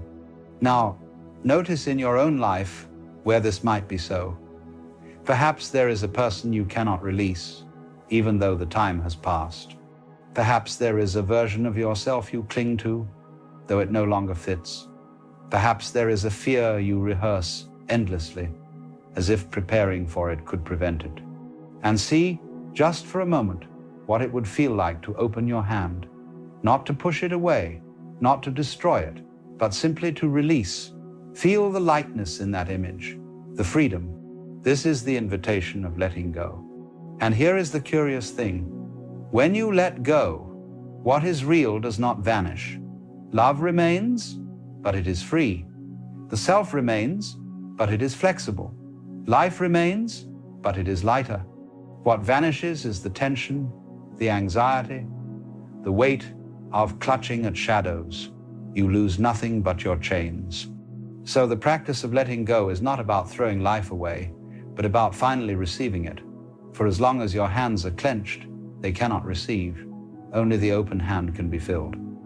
Only the relaxed heart can feel joy. Only the surrendered mind can discover peace. This is why the sages and mystics, again and again, spoke of surrender, not as defeat, but as liberation, not as loss, but as gain. To surrender is to see that you were never in control to begin with, and that this is not bad news, but the best news possible. For it means you are carried, sustained, supported by something far greater than the little I you believed yourself to be. So when you are afraid of letting go, remember this: you have been letting go all along. Each breath, each moment, each night's sleep, you have already practiced surrender countless times, and each time, life has continued. The fear is a story, not a reality. And when you release even a little, you discover the great secret. Life holds you. The ocean does not drop its waves. The sky does not abandon its clouds. The earth does not reject its children. You belong always. And letting go is the way you remember it. So let yourself soften. Let yourself breathe. Let the clenched fist open. The guarded heart relax. The worried mind fall silent. You will not fall into nothingness. You will fall into everything. For letting go is not the end. It is the beginning of freedom. There's something happening to you right now that you can't quite name. And I need to tell you something about it that might be difficult to hear. This feeling you're carrying, this strange place you're in, it's not a waiting room. It's not preparation. It's not the space before your life begins. It's the most dangerous phase of your entire journey. Dangerous because most people don't survive it. Not physically, but they abandon themselves here. They quit here. They convince themselves the vision was never real. And they do it right before everything was about to change. You clicked on this video not for entertainment, not to pass the time. You clicked because something inside you is looking for confirmation. Confirmation that this feeling, this strange mixture of certainty and confusion, isn't a sign that something is wrong with you. Let me tell you what I think is actually happening. You can see it. The life you're supposed to be living. The person you're supposed to become. It's not a vague dream anymore. It's specific. It's detailed. You can almost touch it. And that's precisely what makes your current reality so unbearable. Because you're standing here, and that future is standing over there, and the distance between the two feels like it might kill you. Some days you wake up and there's this electricity running through you. Everything feels possible. You make decisions from that future place, bold decisions, and for a few hours you inhabit that version of yourself completely. But then something shifts. Maybe by afternoon, maybe by the next morning, and suddenly you're back in the weight of what is. The bank account that doesn't reflect your vision, the people around you who don't see what you see, the evidence, or lack of it, that anything is actually working. And you think there's something wrong with this. You think the oscillation means you're unstable, unfocused, not cut out for this. But I want to tell you something that might change everything. This is the place. This exact experience you're having right now, this is the most important phase of your entire journey. And here's what nobody tells you about it. You will never need to be here again. This is a one-time passage. A threshold you cross once and only once. Which is why most people don't recognize it while they're in it. They think it's a waiting room. They think it's the space before their life begins. It's not. This is where your life is actually being decided. Let me explain what's really happening when you feel like you're living in two realities at once. There's the reality everyone else can see. The one with the struggle, the building, the waiting, the not yet. This is the reality that shows up in your circumstances. The reality you have to explain to people. The reality that makes you feel like you're behind. And then there's the reality you feel. The one where the future version of you isn't imaginary at all. It's more real than what's in front of you. You can feel that person's confidence, their calm, their certainty. You know how they think. You know how they move through the world. And on your best days, you make decisions from that place. But here's the problem with existing in two timelines simultaneously. When that future self feels close, you feel invincible. You take risks. You speak differently. You carry yourself like someone who has already arrived. But when the present self reasserts its weight, when you look around and see only the gap, something in you collapses. You feel like a fraud, like you've been pretending. Like the distance between where you are and where you're going is a distance you specifically cannot cross. This whiplash isn't a malfunction. This is what transformation actually feels like from the inside. You see, we have this idea that growth is linear. That you start at point A, you work hard, and you arrive at point B, and the whole journey is a steady upward climb. But that's not how it works. That's not how it's ever worked for anyone who has genuinely transformed their life. The actual pattern looks more like this: a surge forward, then what feels like a collapse, an expansion, then a contraction. A day where you feel like you've finally broken through, followed by a week where you feel like you've lost everything you gained. And in those low moments, in those contractions, you don't just question the path, you question yourself. You wonder if the vision was ever real or just a story you told yourself to avoid facing your limitations. But here's what I need you to understand. The contraction isn't the loss of progress. The contraction is the integration of progress. It's your system catching up to what you've become. It's the space where the growth actually takes root. Think of it like a muscle after intense exercise. There's a period where it feels weaker, not stronger, where it needs rest and recovery. But that period isn't the undoing of the workout. It's where the workout actually becomes part of you. Your psychology works the same way. And if you keep interpreting the contractions as failure, if you keep using those low moments as evidence that you're not meant for this, you will walk away right before the integration completes. This is why most people quit when they do. Not because they weren't close, but because being close feels worse than being far away. Now let me tell you what it actually means to be ready, because you've probably been misunderstanding this your entire life. You think being ready means feeling ready. You think it means having confidence, having clarity, having some kind of stable internal state that doesn't waver. And so you wait. You wait for the doubt to go away. You wait to feel certain. You wait for the fear to stop. But that's not what readiness is. That's not what it's ever been. Readiness is what you do when you don't feel ready. It's the action you take on the morning when everything in you is screaming to stay in bed. It's the work you do when there's no external evidence that the work is leading anywhere. It's choosing the hard right thing over the easy wrong thing when nobody is watching and nobody will ever know. This is what preparation actually looks like. Not motivation. Not inspiration. Just the decision to keep going when every feeling you have is telling you to stop. And here's what you need to hear. You've been doing this. You've been showing up on those days. You've been taking action without proof. And you're probably not giving yourself any credit for it because you're too focused on how far you still have to go. But the distance you've already traveled, the internal ground you've already covered, that's not nothing. That's everything. Because most people never start. And of those who start, most people quit during the exact phase you're in right now. You're still here. That's not a small thing. You've been so focused on what you haven't done that you've forgotten to acknowledge what you have. The mornings you got up anyway. The work you did when you didn't want to. The times you chose the vision over the comfort. Nobody saw those moments. Nobody applauded, but they happened. And they're the reason you're still in this. The fatigue you feel, the heaviness, that's not a sign you're failing. It's the weight of becoming. You're carrying two versions of yourself right now. The old one that's dissolving and the new one that's forming.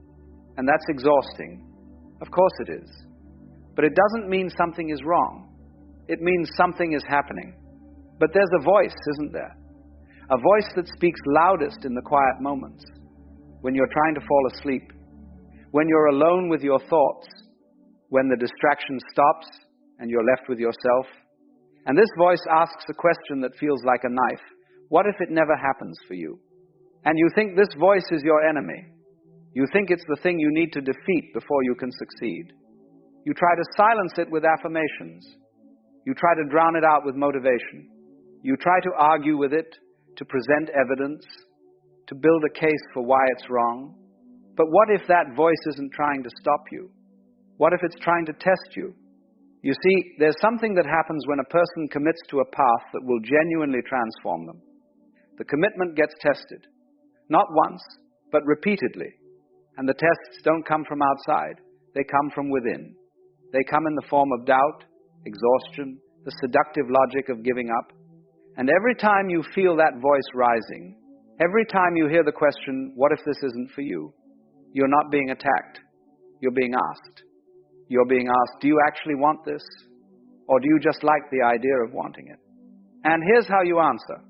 Not with words, not with affirmations, not with arguments. You answer by what you do next. If this were just a fantasy, you would have found an easier story by now. You would have negotiated yourself into something more comfortable, something with less resistance, something that didn't require you to keep walking into uncertainty every single day. But you're still here, still asking when, not if. And that tells me something about you that you might not see in yourself. You have faith, not the clean kind, not the comfortable kind. A messy faith. A faith that coexists with doubt, that gets shaky and uncertain, that sometimes feels more like stubbornness than belief. A faith that doesn't feel like faith at all because it's wrapped in so much questioning. But it's faith nonetheless, because you're still in the game. You haven't walked away. And that means somewhere inside you, deeper than the doubt, there's a knowing that won't let you quit. That knowing is the only proof you need. I want you to understand something about the people who have made it to the other side. The ones living the life you're building toward. The ones who turned their vision into reality. They all stood exactly where you're standing. Every single one of them. I spoke with a woman once who built a company that now serves thousands of people. I asked her about the early days, expecting to hear about strategy, vision, the blueprint she followed. She laughed. The early days, she said, were just me crying in my car before client calls, convinced everyone would find out I had no idea what I was doing, and then making the call anyway. That's what the in-between looked like for her. Not confidence, not clarity, just action in the absence of both. They had the same vision and the same gap you have. They had days of electricity and days of collapse. They questioned whether they were the exception to the rule, the one for whom it wouldn't work. They looked at their circumstances and couldn't see how it would happen. They felt the weight, the fatigue, the voice asking, what's the point? And they kept going. Not because they had more confidence than you, not because they had more talent or connections or luck. They kept going because they refused to let the doubt make the decision. The doubt was there. It's always there. It never fully goes away, not even after you've made it. But they acted anyway. They treated the doubt as information, not as instruction. They felt the fear and moved their feet regardless. And that's the only difference. The only difference between the ones who made it and the ones who didn't. The ones who made it let action decide. So I want to offer you something. A different way of measuring where you are. A different way of knowing whether you're on track. Stop measuring your progress by how you feel. I know that sounds strange. We're taught to check in with ourselves, to monitor our emotional state, to use our feelings as a compass. And in many areas of life, that's wise. But in this phase, in the between, your feelings will lie to you. Your feelings will fluctuate based on how much sleep you got, what you ate, what someone said to you, what you saw on your phone, how the weather is, whether you're getting sick. Your feelings will tell you you're failing on the same day you're actually breaking through. Your feelings will tell you to quit 10 minutes before the breakthrough arrives. Feelings are data, but they're not accurate data. Not right now. Not in this phase. So stop asking yourself how you feel about your progress. Start asking different questions. Did you show up today? That's progress. Did you take one action, however small, toward the thing you're building? That's progress. Did you choose not to quit when quitting would have been easier? That's progress. Did you resist the urge to burn it all down and start something new just because the current thing got hard? That's progress. Because this phase isn't measured in breakthroughs. This phase is measured in consistency. In the decision to keep walking when you can't see the path. In the choice to stay in the game when every logical part of your brain is telling you to find an easier game. And by that measure, by the only measure that actually matters right now, you're already succeeding. You just can't see it yet. Here's what I want you to see about where you are. Imagine you're in a forest. Dense, unfamiliar, no map, no trail markers, no sense of which direction leads out. And you have only two options. Move or stay still. So you pick a direction and start walking. And after a while, you hit a dead end. So you adjust. You try another way. And that's not quite right either. You keep moving, keep adjusting, keep hitting walls and finding new paths.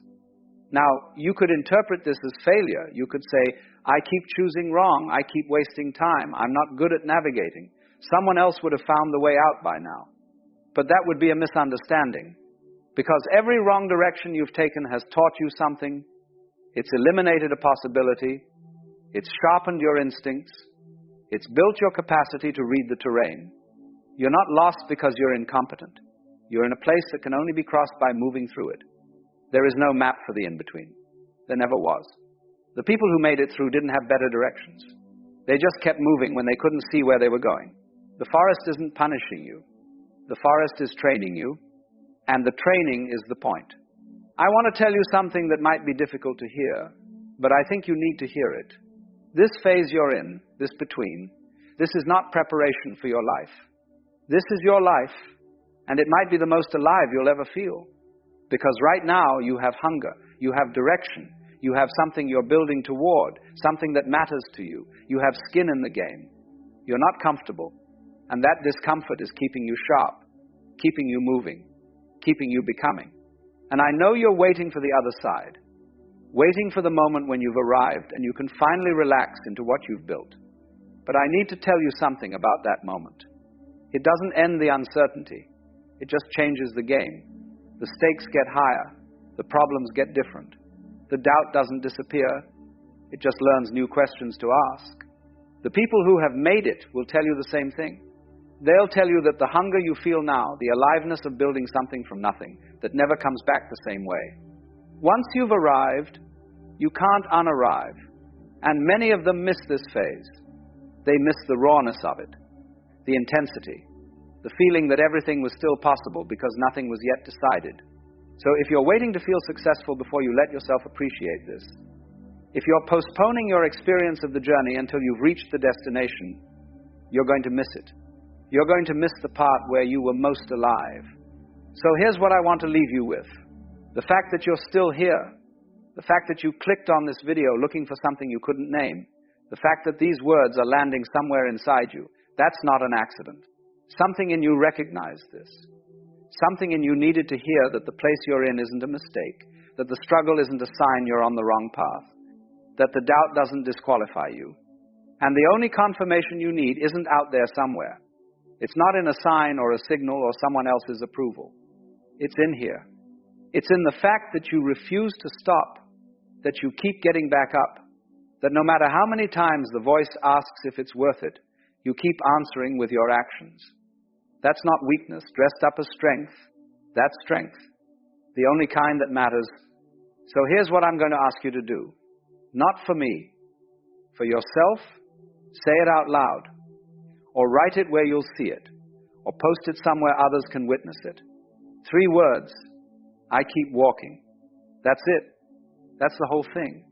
Because in this phase, that's the only declaration. There comes a time, after all the seeking, the meditating, the searching for answers, when something peculiar happens. You wake up one morning and realize that you simply don't care to go on improving yourself. The drive that once pushed you forward to become better, wiser, more enlightened, seems to have vanished.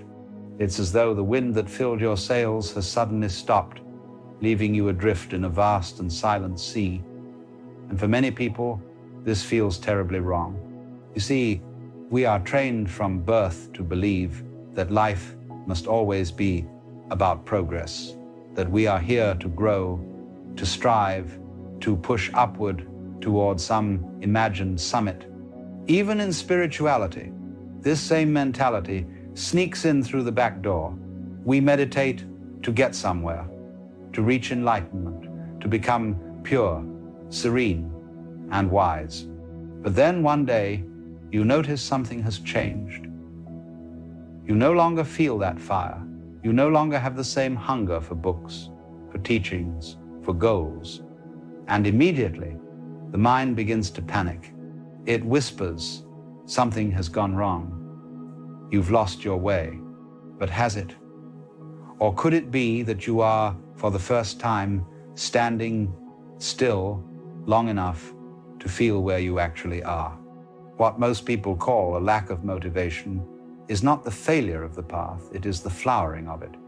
It is the moment when the seeker begins to disappear, when the very energy that once fueled the search dissolves because there is no longer anything to seek. You see, the self that wanted to awaken was part of the illusion all along. The ego was wearing the mask of a saint, pretending to strive for transcendence while secretly feeding on the idea of progress. And when that mask falls away, when the show is over, the ego dies, and with it, the constant need to fix, improve, and achieve. Of course, to the mind, this feels like death. It says, what's the point now? If nothing needs to be done, what am I supposed to do? But that question itself is the echo of the old pattern, the assumption that life must always have a mission, a reason, a grand meaning. The truth is far more subtle, far more ordinary, and because of that, it often feels empty at first. Imagine you have been climbing a mountain for years, sweating and struggling toward a shining peak. Every step was driven by the belief that when you reach the top, everything would make sense. But when you finally arrive, you discover there is no temple, no secret waiting, no grand revelation, only the wide, silent sky. The mind doesn't know what to do with that. It expected fireworks, angels, transformation. Instead, it finds stillness. And so people come down from the mountain thinking something went wrong. I lost my motivation, they say. But what they've really lost is their illusion. They've discovered that all along, the journey was not about arriving anywhere, but about seeing through the need to arrive. This is why, after awakening, many people feel detached from ordinary life. The games they used to play, success, improvement, ambition, no longer hold the same charm. The taste has gone out of it. They find themselves watching the world continue its restless movement and wonder, why doesn't it feel real anymore? But this detachment is not apathy, it is clarity. You are seeing through the play, not rejecting it. It's like watching a drama on stage while knowing it's only a performance. The difference is, you no longer take it so seriously. You no longer believe that you are the character struggling for a happy ending. And yet, this clarity can be disorienting. The ego thrived on purpose, on doing, on effort. Without those, it feels useless, naked. It begins to whisper, you've lost your spark. You're becoming lazy. But what is laziness? It is a word we use to condemn stillness. We have been so deeply conditioned to equate motion with meaning that we cannot imagine that doing nothing could be intelligent. Consider nature. The tree does not strain to grow, it unfolds. The river does not push itself to flow, it moves because of gravity. The clouds drift, the seasons change, and not one of them needs a motivational quote to do so. Their being is their doing. They do not divide the world into progress and stagnation. They simply are, and that is enough.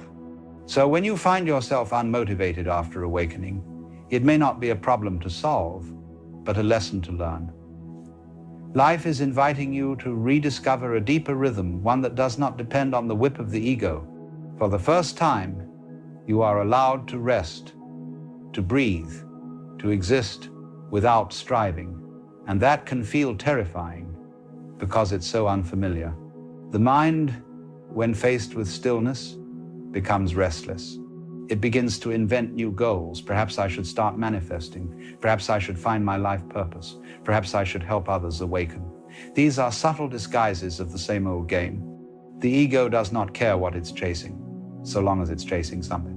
But awareness has no need to chase. It watches the play of desire rise and fall like waves upon the sea. It doesn't resist them, but it doesn't follow them either. It sees that all movement, even spiritual movement, happens within the same vast stillness that you already are. This is the irony of awakening. The moment you realize that everything is already it, you also realize that there's nothing left to do. And that's precisely when the human mind feels most lost. It craves projects, definitions, purposes. It asks, but what now? As though existence itself were not enough.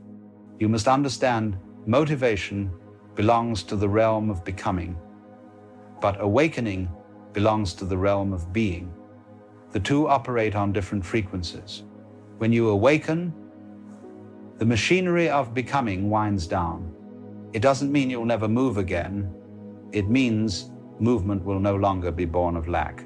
And perhaps that is the true lesson. Before awakening, you act because you believe something is missing. After awakening, you see that nothing was ever missing, and so your actions change their flavor. They become spontaneous, effortless, playful. But before this natural action returns, there is often a long silence, a spiritual winter. In that winter, you may feel uninspired, tired, or disconnected. But don't try to fix it. It is not a mistake. It is a cleansing. The old motives are dissolving so that new, purer ones can appear not from the mind, but from life itself. Think of it like the stillness before spring. The ground looks barren, the air cold, the trees lifeless, but beneath the surface, everything is quietly preparing to bloom. In the same way, when your motivation disappears, your being is preparing to act again, not from compulsion, but from harmony. The secret is patience. Let yourself be still. Let the silence do its work. You don't need to invent meaning. Meaning will return on its own when the time is right. Because, you see, true purpose is not chosen, it's revealed. It's not something you plan, but something you notice. And it always arises when the ego has finally grown quiet enough to hear it. So if you find yourself drifting, don't panic. You haven't lost your way. You've simply stepped off the treadmill of constant doing.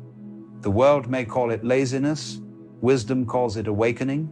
Be still long enough, and you will see there is nothing wrong with the absence of drive. It is the space through which a new kind of energy begins to move, one that does not push, but pulls. Not ambition, but inspiration, not pressure, but peace. And in that peace, life begins again, not as a project, but as a play.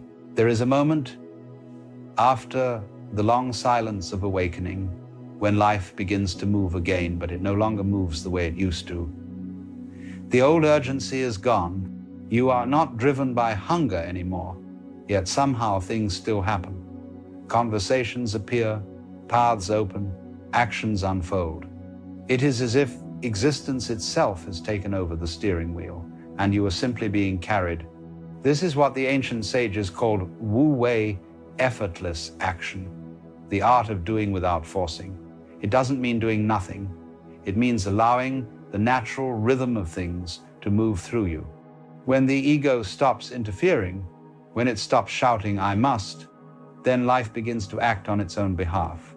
You may notice that you start to do things not because you should, but because they simply feel appropriate in the moment. There is no debate, no inner argument. The same way a bird doesn't plan to sing and yet sings, you find yourself speaking, creating, walking, helping, without any agenda behind it. Action becomes spontaneous, graceful, almost playful. At first, this can feel strange. We have spent so many years measuring worth by productivity that spontaneous action seems irresponsible. But in truth, the most natural work is done by those who have nothing to prove. When you are no longer seeking meaning, your every movement begins to express it. Think of the musician who stops performing to impress the crowd and instead plays for the sheer joy of sound. The melody that emerges from that state carries a depth no effort can produce. That is the same energy that returns after awakening, not ambition, but participation. You see, the problem with motivation, as the world understands it, is that it is always conditional. I must act in order to become. I must improve in order to deserve. But existence doesn't demand this bargain. The tree does not grow in order to earn sunlight. It grows because it is sunlight made visible. In the same way, when the illusion of separation fades, action becomes the natural radiance of being. When you realize this, life begins to flow again. Not because you make it flow, but because you stop standing in the way. You discover that inspiration arises like breathing, effortless, cyclical, renewing itself moment after moment. Yet even here, the mind sometimes returns with questions. If all is effortless, what about responsibility? What about discipline, goals? The world that still needs building. But understand, Wu Wei is not chaos, it is order, deeper than control. It is the rhythm that runs beneath both rest and movement. The river does not need discipline to find the sea. Its path is shaped by the very landscape it flows through. Your life is the same. Every bend, every still pool, every rushing drop, all are guided by the larger terrain of existence. When you trust that, you realize that the flow never truly stops. It only changes tempo. Of course, there will still be days of confusion, days of fatigue. Enlightenment doesn't erase your humanity. It deepens it. The body still grows tired, the heart still feels loss, the mind still wanders. But now you see these not as obstacles, but as part of the music. There is no need to fight the downbeat, for it gives meaning to the rise that follows. When motivation seems to fade again, smile. It is simply another tide turning. Rest when you rest, move when you move. The universe breathes through both. Something beautiful happens once you stop chasing constant growth. Gratitude begins to appear. Not the gratitude that says thank you for this blessing, but the quiet awareness that every breath is a blessing. When you wake up and realize you need nothing, everything you touch feels sacred. You begin to notice how even the smallest things shimmer with significance. The sound of a kettle, the shadow of leaves, the warmth of sunlight through the window. These were always there, but the noise of striving kept you from hearing them. Now, without the noise, life itself becomes your meditation.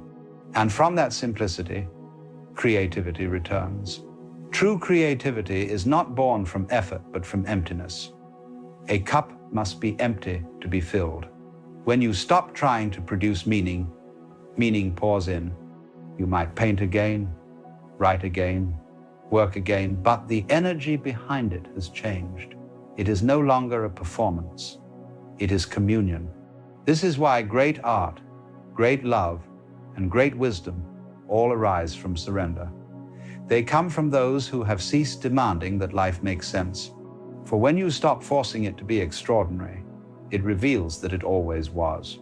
So, you see, motivation after awakening doesn't vanish forever. It transforms. It shifts from personal will to universal will, from I must to it moves. You become the instrument through which life plays its tune. Some days it's gentle, some days wild, but every note belongs. If you watch carefully, you will notice that everything around you already lives this way. The stars do not compete for brightness, each shines where it is. The waves do not envy the tide, each rises and falls in perfect timing. Even the silence between sounds is part of the song. To live like this is not to escape the world, but to see it clearly for the first time. You don't retreat from life, you melt into it. Work still happens, relationships still form, choices still appear, but they are lighter now, more fluid, less desperate. The strain is gone, and with that strain gone, a different kind of joy arises, not the explosive joy of victory, but the quiet joy of belonging. You realize you never had to conquer the world to find peace. You only had to stop fighting with it. In the end, what you called losing motivation was simply life changing its direction within you. You had been moving against the current for so long that when it finally turned you around, you mistook the ease for failure. But the current knows where it's going. It always has. So when you feel empty, remember, emptiness is not absence. It is space for new life to flow through. When you no longer rush to fill it, that is when the real work begins, the work that is done effortlessly, silently, perfectly. And one day, without planning it, you will notice yourself moving again, not because you decided to, but because the moment called for it. A friend will ask for help. A project will appear. A spark will rise. You will respond naturally, joyfully, without question. That is motivation after awakening, action born from stillness, movement rooted in peace. The paradox of it all is this: when you no longer need a reason to live, life gives you 1,000 of them. When you stop searching for purpose, purpose reveals itself in every gesture, every breath, every sunrise. So do not be troubled if your fire seems dim. The flame has not died, it has become light, and that light needs no fuel, it shines by its own nature. Rest in that knowing, act when it moves you. Trust that the same intelligence that turns the stars and blooms the flowers is guiding you now. You have not fallen off the path. You have simply arrived where the path was always leading, here in this unhurried now. There is a strange illusion at the heart of modern life, a quiet assumption that something is wrong with you. It hides in the self-help books, in the words of well-meaning friends, even in the silence of your own thoughts. You are told that you must fix yourself, improve yourself, heal yourself, as if being alive were some sort of wound. But what if that isn't true? What if the very idea that you are broken is the reason you feel incomplete? The notion of healing suggests that there exists an ideal version of you somewhere ahead in time, a self without pain, without confusion, without flaws. You imagine that if you can just reach that person, then you'll finally be free. And so you set off on a long journey of correction, trying to repair what you believe life has damaged. But in chasing this image of perfection, you overlook the simple truth that there has never been anything fundamentally wrong with you to begin with. Think of a wave rising and falling in the ocean. At no point in its motion is it less ocean than before. Whether it crashes wildly on the rocks or stretches out gently across the shore, it remains exactly what it always was, the sea in temporary form. You are no different. Your confusion, your sadness, your longing, all of it is the motion of life expressing itself through you. There is nothing to fix because there was never a mistake. The pain you feel is not proof of brokenness, but proof of being alive. Healing, as the world describes it, often becomes a new kind of suffering. You start believing that every difficult emotion, every memory, every shadow must be scrubbed away before you can finally rest. You begin to measure your worth by how healed you appear to be.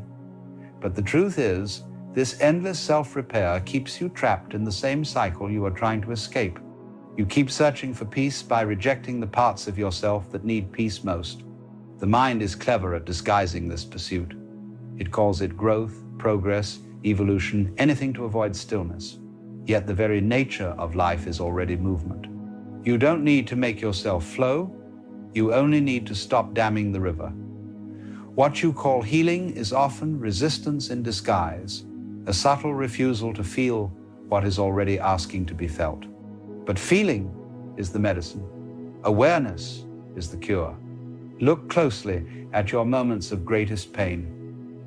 Beneath the surface, you'll see that pain only becomes unbearable when you begin to fight it. The wound itself is not the enemy. The resistance to it is. The moment you soften into what is even for a second, the weight begins to shift. The pain doesn't always vanish, but your relationship to it transforms. It ceases to define you. You begin to sense that what you are cannot be hurt by what you experience. You, the awareness, are untouched. Imagine a mirror reflecting everything before it: light, shadow, beauty, decay, yet remaining unchanged. The mirror does not heal the images it reflects. It doesn't cling to them or reject them. It simply holds them until they fade. And in doing so, it reveals its own unbroken nature. This is what you are, not the reflections, not the stories, not the scars. You are the space in which they come and go. We've been taught that healing is about becoming someone better. But real healing, if we can even call it that, is not about improvement. It's about seeing that nothing needed improvement in the first place. It's the realization that the self you thought was damaged was only ever a thought. The deeper self, the one that watches, the one that breathes you, has never been harmed. But the ego doesn't like this truth. It thrives on problems to solve. Without something to fix, it begins to lose its purpose. So it invents endless tasks: heal this, transcend that, awaken to something new. The more you chase completion, the more distant it feels, because the chaser and the chased are the same illusion. The very effort to become whole keeps you from recognizing that you already are. The paradox of awakening is that it doesn't happen through effort, but through surrender. It happens the moment you stop trying to become what you already are. This is why so many spiritual seekers spend years meditating, journaling, or retreating, only to discover that the peace they were looking for was always present, hidden beneath the noise of their own striving. You may remember moments in your life when this truth flashed through. Perhaps it was after heartbreak, or loss, or exhaustion, when all your attempts to control had failed, and for a brief instant, you simply gave up. In that surrender, there was peace, not because the pain was gone, but because the struggle was. The moment you stopped demanding that life be different, life revealed its own quiet perfection. This doesn't mean you will never suffer again. It means you stop turning suffering into identity. You stop calling yourself the wound. You allow feelings to rise and fall without believing they define who you are.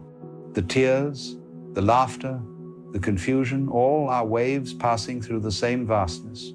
The ocean doesn't apologize for its storms. It knows they are part of its rhythm. If you can begin to see yourself in this way, you realize that the idea of healing was never about fixing yourself. It was life's way of guiding you back into wholeness, not through repair, but through remembrance. You begin to understand that even your mistakes were not detours, but doorways. Every broken thing was simply an opening to what was whole all along. You don't need to heal to be whole, because you have never been separate from the whole. The mind invented separation and then built an industry of healing to bridge the gap. But the gap was imaginary. The moment you see that, the chase ends. You realize that what you were trying to fix was a dream. When you rest in this awareness, healing happens naturally, but not in the way you imagined. You don't become perfect, you become real. You don't become pure, you become whole, which means nothing is left out.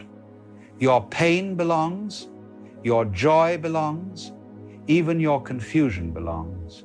Wholeness is not the absence of fragmentation. It is the recognition that even fragmentation is part of the whole.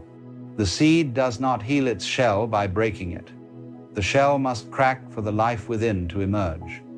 So too, your struggles are not flaws to fix, but cracks through which your light escapes.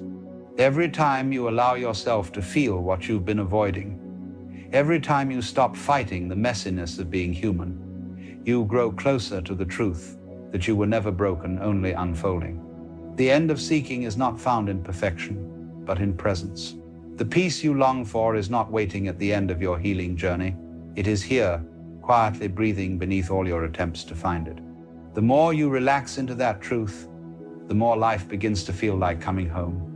And perhaps, for the first time, you realize that you were never meant to heal from life, but to live it fully, to feel it all, to let it move through you, and to see that every moment, no matter how painful, is part of something perfectly whole. When you stop trying to heal, something unexpected happens. Life begins to breathe through you again.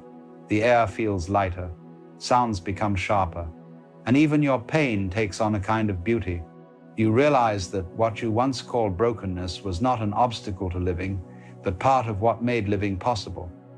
The cracks in your heart were never flaws, they were openings through which tenderness could enter. Without them, you would never have known compassion, or depth, or love. The irony is that the more you try to escape pain, the more it lingers. But when you stop running, when you sit quietly and allow yourself to feel exactly what is here, the pain begins to unfold into something else. It turns from a weight into warmth, from tension into tenderness. You realize it was never trying to hurt you. It was trying to speak to you. Every ache in your chest, every tear you've ever shed was life's way of saying, look here, pay attention. There's something sacred beneath this. Wholeness is not an achievement. It is the natural state of awareness before you divide it into categories, before you call one feeling good and another bad, one experience spiritual and another mundane. The moment you stop dividing, you see that all of it belongs. The sadness, the joy, the confusion, the clarity, they are all faces of the same mystery. To call one divine and the other human is to forget that both are made of the same light. For years, you may have thought of healing as a process of becoming, of getting somewhere, becoming wiser, more peaceful, more enlightened. But the truth is that becoming never ends. You can always imagine a better version of yourself. You can always picture a higher state, a deeper calm, a more spiritual you. And so you remain on the treadmill of transformation, chasing an image that keeps shifting just beyond your reach. Freedom begins when you see that you don't need to become anything at all. You can rest in what already is. This resting is not laziness. It is the greatest courage there is, the courage to stop striving in a world that worships progress. It is an act of rebellion against the noise that tells you that you are not enough. When you stop trying to be enough, you find that enoughness has been your nature all along. It was the striving itself that made you forget. The idea of healing implies a return to some original wholeness, but that wholeness never left.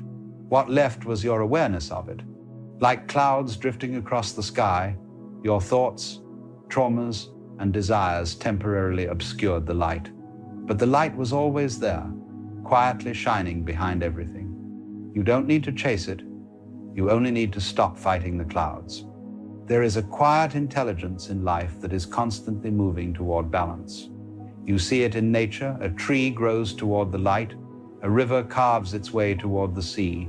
Nothing forces it to. It simply happens. Your body knows how to heal a wound without your instruction.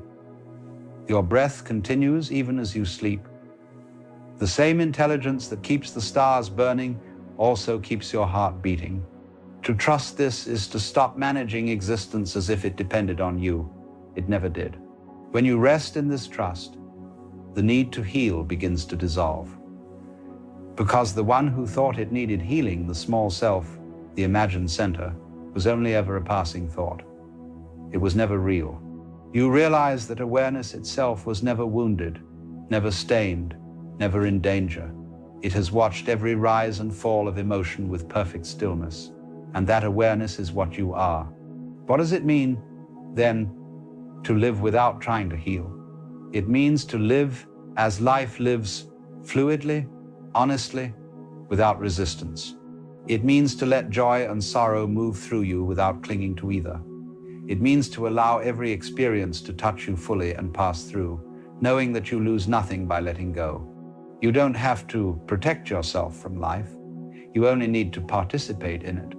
Perhaps you've noticed that your most profound moments of healing have come not through effort, but through surrender. It wasn't the therapy, the book, or the retreat that freed you, but the quiet moment afterward, when you finally let yourself rest. When you stopped trying to make sense of everything and simply allowed yourself to be, that peace was not something you created. It was what remained when the struggle stopped. Real healing, if we must use the word, is not about repairing the past. It is about releasing the need for a different one. It is about forgiving the story that says things should have happened another way. When you truly accept what has been, not as resignation, but as recognition, you discover that nothing needs forgiveness, because nothing was ever wrong. The pain that shaped you also awakened you. The loss that hurt you also opened you. Life has been your greatest teacher all along. To live this way is to live without a center. It is to be free from the endless self-concern that says, how am I doing? Am I better yet? Am I enough yet? When you let that question fall away, what's left is pure being, no comparison, no measure, no judgment. Just this moment, alive and unrepeatable. Just the sound of breath moving in and out, the light shifting on the wall, the quiet pulse of existence itself. You realize that healing was never a destination. It was the path you were already walking without knowing it. The human tendency is to look for closure, to imagine an endpoint, a day when all the pieces finally fit. But life is not a puzzle to complete. It is an ocean, and you are its movement. Waves do not heal from crashing. They were never broken by it. The rise and fall is the motion of the sea expressing itself. The moment you understand this, you stop asking the wave to be still. You stop asking yourself to be fixed. Even suffering, when seen clearly, becomes sacred. It deepens your capacity for love. It humbles your pride. It connects you with others who have suffered too. Pain opens the door to empathy. Through it, you realize that all beings share the same longing to be seen, to be accepted, to be allowed to exist as they are. And in recognizing that, the distance between you and the world begins to dissolve. You see that you are not healing alone. You are remembering together. Life is not waiting for you to perfect yourself before it begins. It has been happening all along, through every mistake and every triumph, through every heartbreak and every joy. To live as wholeness is to live without the future tense, to stop postponing peace until some later moment. Life is not waiting for you to perfect yourself before it begins. It has been happening all along, through every mistake and every triumph, through every heartbreak and every joy. To live as wholeness is to live without the future tense, to stop postponing peace until some later moment. The wholeness you seek does not exist somewhere ahead. It is this very breath, this heartbeat, this awareness hearing these words now. When you look back someday, you will see that every step, even the ones that felt lost, led you here. The wrong turns, the breakdowns, the moments you thought you had failed, they were not detours but directions. Each one softened you, shaped you, prepared you for the moment you could finally stop. And in that stopping, you will find that you have arrived at what was never absent. The invitation of life is not to become pure, but to become whole. And wholeness includes everything: the joy, the grief, the confusion, the laughter, even the longing to be whole. When you can hold all of that without resistance, when you can see yourself as both the wound and the healer, both the ocean and the wave, something beautiful happens. The struggle ends not because you have conquered it, but because you see that it was never separate from peace. To live without needing to heal is to live as the open sky, vast enough for every storm, untouched by every cloud. You stop fearing the weather of your own mind. You stop waiting for the rain to pass before you dance. You realize that the rain was part of the dance all along. So perhaps the most radical thing you can do is nothing to sit quietly in your own being and allow life to be exactly as it is. In that stillness, you may notice that you no longer crave healing because you no longer believe in your own brokenness. The journey has come full circle. What you were searching for was never missing. It was the one who was searching. You do not need to heal to be whole. You only need to remember that you already are.